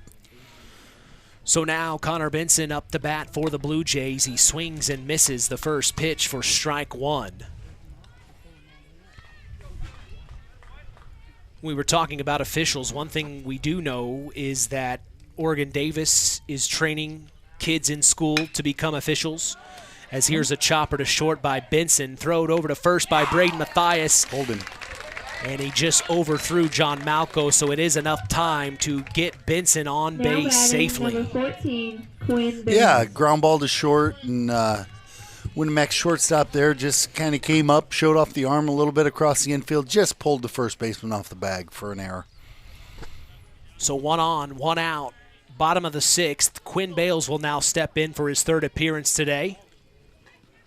Ooh, and he has to duck out of the way. It gets past Gerhardt. Advancing to 2 is Connor Benson, and Gerhardt will pick it up and throw it back to Cody Wheeler.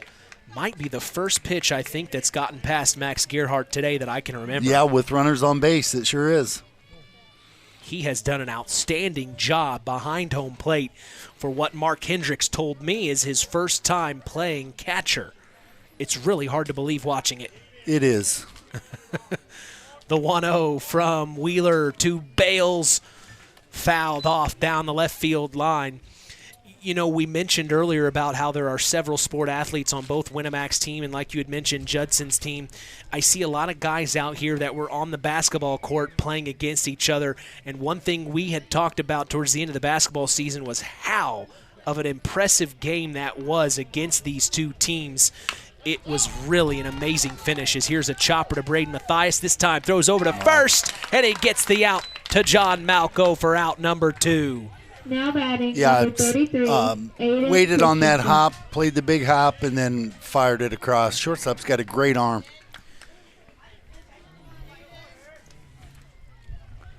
That's Braden Mathias. So now Aiden Christensen will step into the box to face Wheeler. Swings on the first pitch.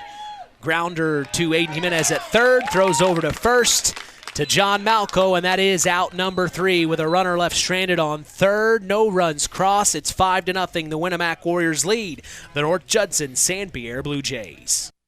Culver's Portside Marina handles all water and recreational needs. When it comes to pontoons, Godfrey leads the industry in performance and quality, and Portside Marina has them in stock. From Sanpan, Aqua Patio, Sweetwater, and Monaco pontoons, if you're looking for a family boat, Culver's Portside Marina can help. Discover the evolution of the wake boat through luxury models offered from Centurion and Supreme Surf Boats. Yamaha Wave Runners and Kawasaki Jet Skis are on the showroom floor waiting. Located at 514 West Mill Street in Culver. Stop in or call them at 574-842-5000. Culver's Portside Marina. Back in Blue Jay baseball field, we go to the 7th inning. Mitch Columbi, along with Kevin Hannon, 5-0. The Winamac Warriors lead the North-Judson-San Pierre Blue Jays. You are listening to Indiana High School Baseball on Kankakee Valley Broadcasting's WKVI. Well, it's all up to the 7th inning here. The Warriors may try to do something to add a little bit to it, but really, I don't think there's anything they may need to have to do here. The way Cody Wheeler's been throwing, he is in control right now and has been since he came on in the first inning. So he's been strong. Aiden Christensen will be on the mound to start the 7th, hoping to not allow anything to happen here, so that all the Jays have to do is try to get 5 runs in the bottom of the 7th to tie it or take the lead and win it all. Stranger things have happened. Absolutely, and I'm watching Christensen take his warm-up pitches. So you think you want to be a catcher. His last 3 pitches, warm-up pitches, bounced into Ginder, and you can tell Ginder's not having having any of it. Come on, man. Just hit me in the glove. 80 degrees, 80 degrees, and you're making me block in between innings. The wind has died down here, as first up to bat for the Warriors is Aiden Jimenez. And he's had a pretty good day so far, 2 for 3 with an RBI, 2 singles, and a strikeout. First pitch is a ball. The 1-0 from Christensen is swung on, popped up high, back to Quinn Bales in left field, trying to track it down, and he couldn't. It just was ahead of him, and now Jimenez is digging in for 2, and he will get a double. Now batting, number 42. So that is how the top of the 7th starts for the Winamac Warriors. They get a runner in scoring position.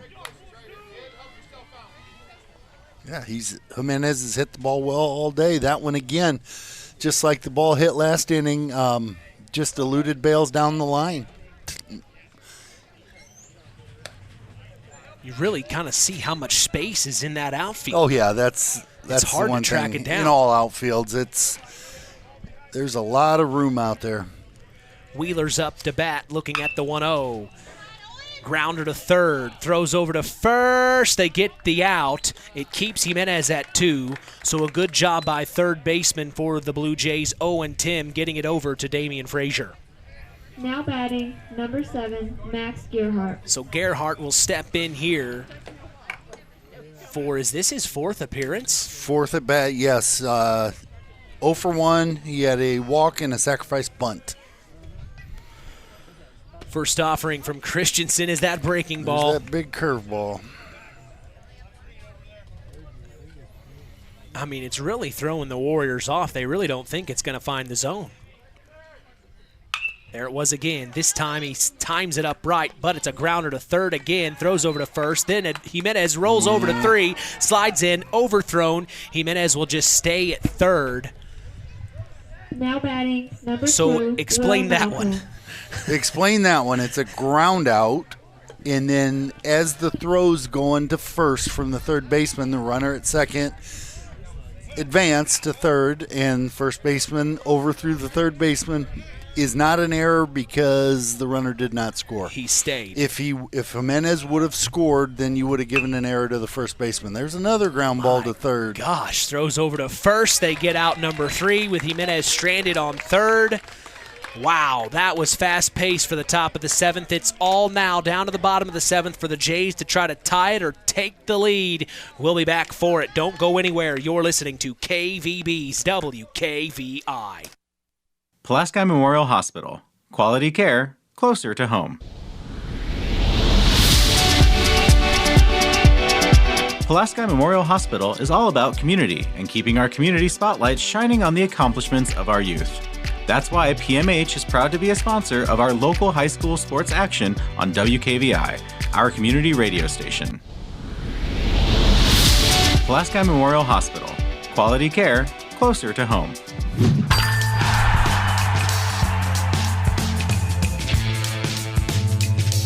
Tonight's broadcast is brought to you in part by Nepco Crane and Equipment Services, specializing in mobile crane service. Call my good friend Joe Esnep at 1-800-590-2272 for all your residential, commercial, and agricultural crane needs. We go to the bottom of the 7th. It's now or never for the Blue Jays as they trail their conference rival, the Winamac Warriors, 5-0. Mitch Columbia along with Kevin Hannon. A beautiful afternoon from North Judson, Indiana here on this Friday evening. We're so glad you've joined us. The tradition continues here on KVB's WKVI. Well, bottom of the 7th here, Coach. If you're the Blue Jays down 5 runs, what do you have to do to start? Oh, you got to get runners on base, and that's easier said than done right now. Easier said than done the way Cody Wheeler's been dealing. He's pitched so far 6 innings pitched in relief, given up 4 runs, walked 1, struck out 5 in six innings of relief. So Owen Tim will start the bottom of the 7th to see if the Jays can string something together here late in this game. Otherwise, it will be the Winamac Warriors winning both games in the regular season, and then they will face each other to start Sectional 34, Round 1, this coming Wednesday. Very interesting scenario here that is playing out. First pitch swung on and missed by Tim for strike 1. And with the week these two teams have had, you really can't gauge this game off of what we'll see on Wednesday, Coach. No, not at all. The one thing, though, that you can is that, Winamac's going to, if today's any indication with Cody Wheeler in relief, he's able to go next Wednesday. I don't know where they stand in their pitching rotation, but they've got some good arms. 1-1 from Wheeler to Tim. Misses up top for ball 2 now. But, it's not the same lineup he's going to face next Wednesday either. I know McGowan being out today, he's an important cog in that lineup. I believe he's their second leading hitter or leading hitter. Yes, and then we thought we were going to see him on the mound today. Coach Frazier had kind of talked with you about how many innings that he could pitch or whatnot, but then decided better yet just keep him out. Yeah, there's more important games down the road. 3-1 from Wheeler to Tim. He deals. Grounder to second, fielded, thrown to John Malco for out number 1, and a good job by the second baseman. That's Eli Budka. Eli has made every play he was supposed to make today. Well, and it's interesting you say that because Mark Hendricks had told me before the game had started, he said Eli Budka has never started a game this season. Huh. A lot of interesting scenarios played out today in this game. You say he's never started a game this season? That's well, what if Coach Hendricks knew what he was doing, this kid would be in every game. You can say that because you've known it for so long. Absolutely. Next pitch. Maybe he should play more. Come on, Coach. See, this is why I love getting color commentators like yourself that have the relationship with these coaches. You guys can pick fun at each other. It's a lot of fun. Well, he's the perfect kind of kid. If he hasn't started a game all year, I always like kids that could do a lot of things. And, a bench guy gets a chance to start and play a conference game here, and he took advantage of it. He's played a flawless defense at second base. Yeah, he literally texted me, John Malco has never pitched an inning, Will Malco has never started a game, and Eli Budka's in the same boat. Max Gearhart, first game catching. And they lead 5-0 here as Brody Bridegroom pops one up and caught for out number 2 is John Malco. Well, John Malco has still not pitched an inning because he faced one batter and didn't get an out. That's true. I mean, it's just interesting how Mark Hendricks came into this game. He said, hey, we're just going to have fun today. It doesn't matter. Yep. And now we're up 5-0, maybe one of their better outings, potentially. I shouldn't say that. They've had a lot of good outings. But, when you play loose, look what happens. They're about ready to get a shutout conference win, and that's hard to do anywhere. There's a base hit to the left. So Noah Radke will get a base hit into left field and get on base. It's not over quite yet for the Jays. For a highlight for Judson, that's Noah Radke's third hit of the day. He's 3 for 3. And I believe, did he get honored at senior night? Yes, he did. Yeah, so that's Lauren Thompson is letting us know. That's Thank a day you. he'll remember here as a senior going out 3 for 3. First pitch offered from Wheeler. To number 12, Andrew Chambers. Back to left field. It could go foul, but it is grabbed by the left fielder for out number 3. That's Connor Burton. And that is the ball game, 5-0.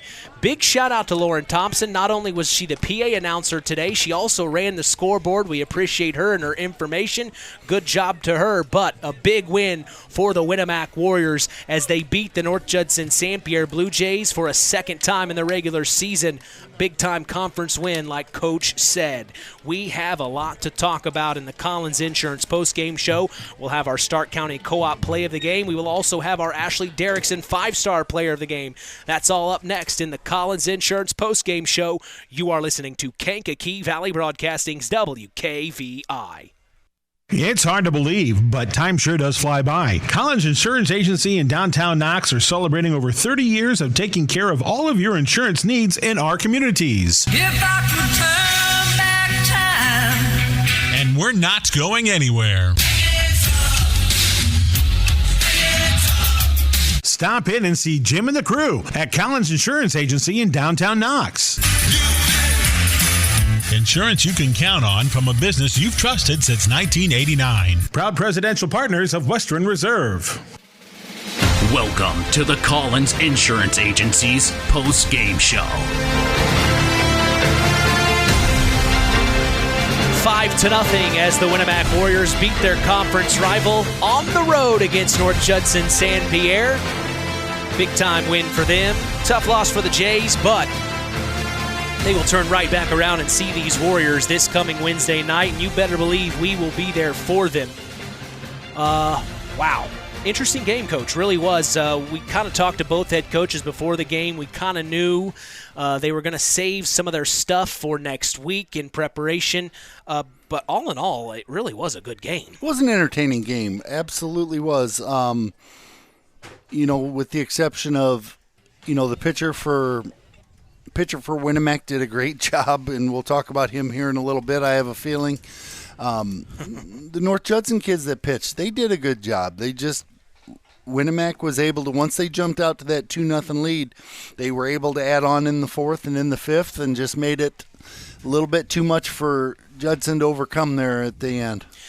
Now, is there anything you can take away from this game in preparation for next week, or is this really kind of a throwaway game? I don't know if it's a throwaway game. You just hope that, you got at bats. You saw a good pitcher today. You want to have good at bats. Add those in 2 more games, or another game tomorrow, another game Monday to get ready, and then Wednesday it's for real. Yeah, and talk about the importance.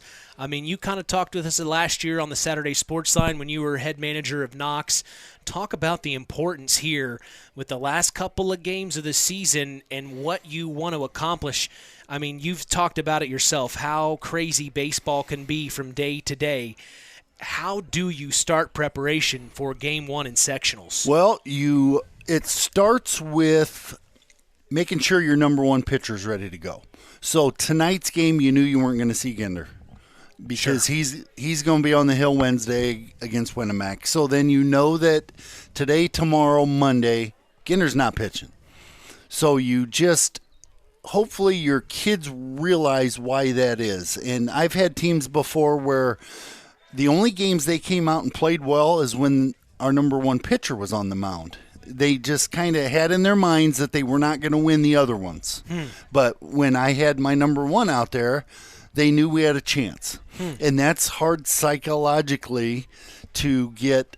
So hopefully Judson realizes that tomorrow's important. They need to have good at-bats. They need to get in an offensive rhythm going into the playoffs. So they need to have good at-bats tomorrow, good at-bats Monday, continue to play solid defense, and then see what happens. And probably same situation for the Warriors. Absolutely. Same situation for them. It was interesting. Mark Hendricks had said in the KVB Coaches Corner, these two teams, in his opinion, are eerily similar. Yeah, they are. And, seeing the games that I've seen with you this year, I've had a chance to see LaVille off the air. Again, LaVille's very similar to this. They just might have a little more pitching depth. Sure. But, Knox didn't have the year they were hoping to have, but they have a kid when Boyd's on the mound, they're as good as anybody. They can beat anybody in the conference. So, I think this conference over the years, teams, there's never that one team that just runs away with everything. Well, there was a few years back, but everybody is very similar and similar attributes. So it should be a good and what makes out to be a very good sectional with, I think, South Central and Hebron both in there. So we will have 3 of our area teams in that sectional. Of course, we will be there on Wednesday. Another sectional we're keeping our eye on is at Tri-Township there in La Crosse, as the Tri-Township Tigers are hosting that sectional. I believe Culver and Oregon Davis are both in that sectional. So 6 of our teams are in those 2 sectionals right there. It's going to be a crazy couple of weeks here for us. We really don't know where we're going to be past the first round. It's just dependent on what team will win. Of course, we have been talking with Tri-Township head coach Mike Shinrod. He's very excited about this sectional run. He believes this is the year for the Tigers to make that happen. He said it's been since 2004 since the Tigers have won a sectional championship. And with the team they have, I think Dylan Stewart is just really making things happen. I think he leads the state in slugging percentage as well as on base percentage, and then in second for batting average. It really just depends on who wins round 1 to see where we're going to be later on in the sectional. But we do have a final from Harold Welter as Morgan Township comes from behind and beats the Knox Lady Redskins on the softball diamond 7-6. Interesting finish there. And then looks like the North-Judson-San Pierre Lady Blue Jay Softball Club took care of business against Triton. They won 10-0 in 5. So a quick night there for Nathan Orger, PA announcer for the Lady Jays. We appreciate him. He also joins as our sports analyst from time to time this season. But in our game, the final saw the Winamac Warriors beat the North-Judson-San Pierre Blue Jays boys baseball team 5-0. And that is the second win that they have gotten over these Blue Jays. But the Blue Jays may have something to say about that for the more important game this coming Wednesday. We're going to take a quick break. This is the Collins Insurance post-game show. We will have our Stark County Co-op play of the game next. You're listening to Kankakee Valley Broadcasting's WKVI. The Stark County Co-op has been a member-owned farm services co-op in Stark County since 1928. That's over 90 years, and they're still providing the same quality agronomy services to the farming community of Stark and surrounding counties. The Stark County Co-op is an LP and fuel provider. The Stark County Co-op purchases grain at both locations, Hamlet and Brems. You can reach them by phone at 1-800-782-3392, the Stark County Co-op. It's time for the Stark County Co-op play of the game. Let's return to the voice of WKVI Sports, Mitch Columbi. 5-0 is the final as the Winamac Warriors beat the North-Judson-San Pierre Blue Jays. I turn things over to our sports analyst, Kevin Hannon. Why are you laughing? No, I always laugh when you call me the sports analyst. Well, that's our way of getting you out of being in trouble if you say something, because it's your opinion. We've hired you to analyze and give us your opinion. That way it protects you on the back end. So when you get to the parking lot, you might get in a scuffle. You say, hey, this is what they're paying me. It's my opinion. Yeah, I appreciate that. Well, you are a sports analyst, though. You watch enough baseball. I get it. So what's our Stark County Co-op play of the game? Well, I think it's back in the second inning, the 4, 5, and 6 hitters from Winamac up with Matthias and John Malco on base. Aiden Jimenez with that RBI single to get the scoring started. And just a shout-out to those 3 guys combined. They were 8 for 12. Braden Matthias had 2 doubles. John Malco had a double. Aiden Jimenez was 3 for 4 with a double. So just a big-time offensive performance from the heart of their lineup. So you're giving all 3 of them the play of the game? I think the play of the game, I gave all three of them a shout-out. I think it has to be that RBI hit for Aiden Jimenez in the second inning. And that's really what kind of got the scoring started. And then after that, they just never looked back. Yep, that's all they needed.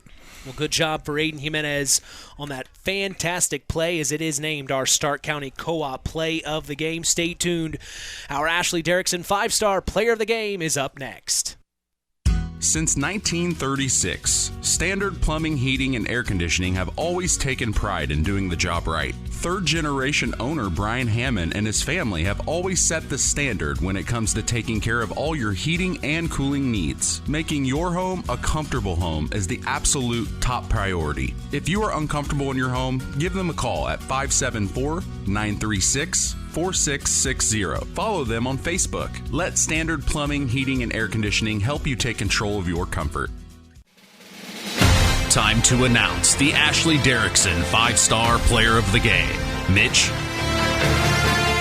Time now for our Ashley Derrickson 5-Star Player of the Game, given in memory of Ashley Derrickson, a 2008 graduate of North-Judson-San Pierre High School, who battled cancer throughout her high school career before losing that battle on December 12th of 2008. We'll tell you who's earned that honor after this word from 5-Star. 5-Star, the largest meat and grocery store in the area, focused on quality, value, and customer service. The 5 stars in the name of the store come from 5 family members of the original owners serving in World War II, each one represented by a blue star on a flag hanging in the front window of the family home. That's why even decades later, 5-Star is known for its dedication to service. Now that dedication means savings for you. 5-Star, one of the We Care stores, the area's largest meat and grocery store, focused on quality, value, and customer service. Located, you know where, in the Knox Mall.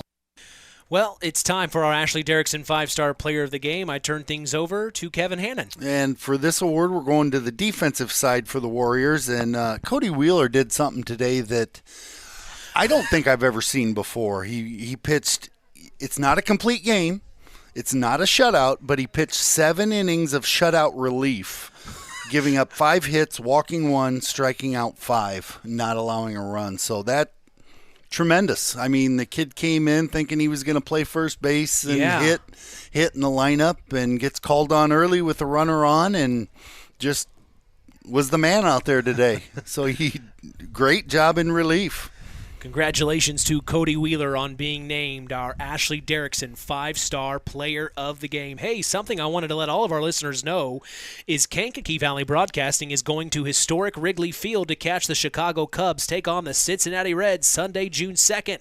Join us and hop on a chartered bus at KVB headquarters and be chauffeured all the way to the friendly confines. Enjoy all you can eat and drink. Yes, I said that right. All you can eat and drink as we hang out on the historic rooftops. Call 574-772-6241 during regular business hours to save your seat and join KVB for Sunday Fun Day. If you don't want to call us, just direct message me on one of the social media sites. I'll get your seat saved. I want you to come hang out with me. We want to have some fun at Wrigley Field on the rooftops on June 2nd, so we hope you join us then.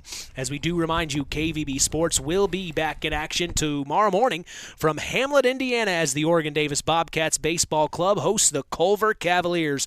We will be going live right after the Saturday Sports Line at 11 a.m. Eastern, 10 a.m. Central, right here on 99.3 FM and streaming throughout the world on WKVI.com. We also remind you to join us each weekend throughout the school year for the Saturday Sports Line. That's the longest running high school sports show in Indiana, thanks to our very own Harold Welter. We always have several of our area head coaches on hand as we go live at 9 a.m. Eastern, 8 a.m. Central on 99.3 FM and online at WKVI.com. If you ever miss the Saturday Sports Line, no need to worry.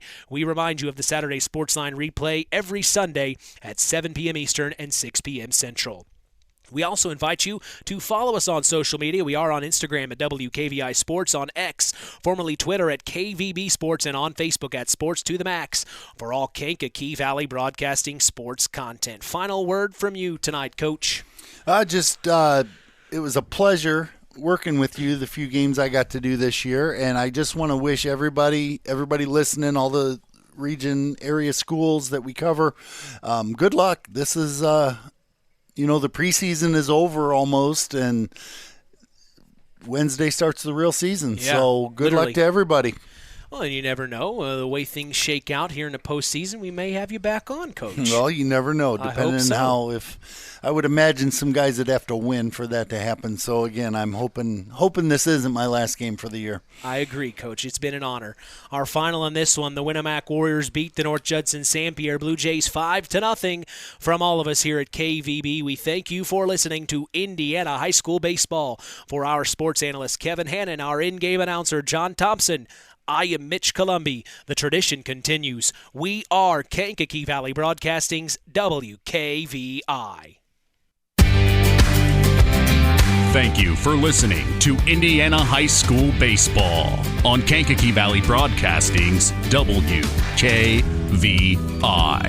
Sponsored in part by Culver's Portside Marina, NEPCO, Crane and Equipment Services, Farm Fertilizers, First Farmers Bank and Trust, Lawrence Farms, Mark's Body Shop in Knox, Zingo Express, Pulaski Memorial Hospital, Stark County Co-op, The Auto Park with locations in LaPorte, Plymouth, and Bremen, Standard Plumbing, Heating, and Air Conditioning, Collins Insurance, Howard's Marathon of Winamac, and 5 Star. We'd like to thank our sponsors for their dedication in supporting local high school sports and helping continue the tradition on Kankakee Valley Broadcasting's WKVI.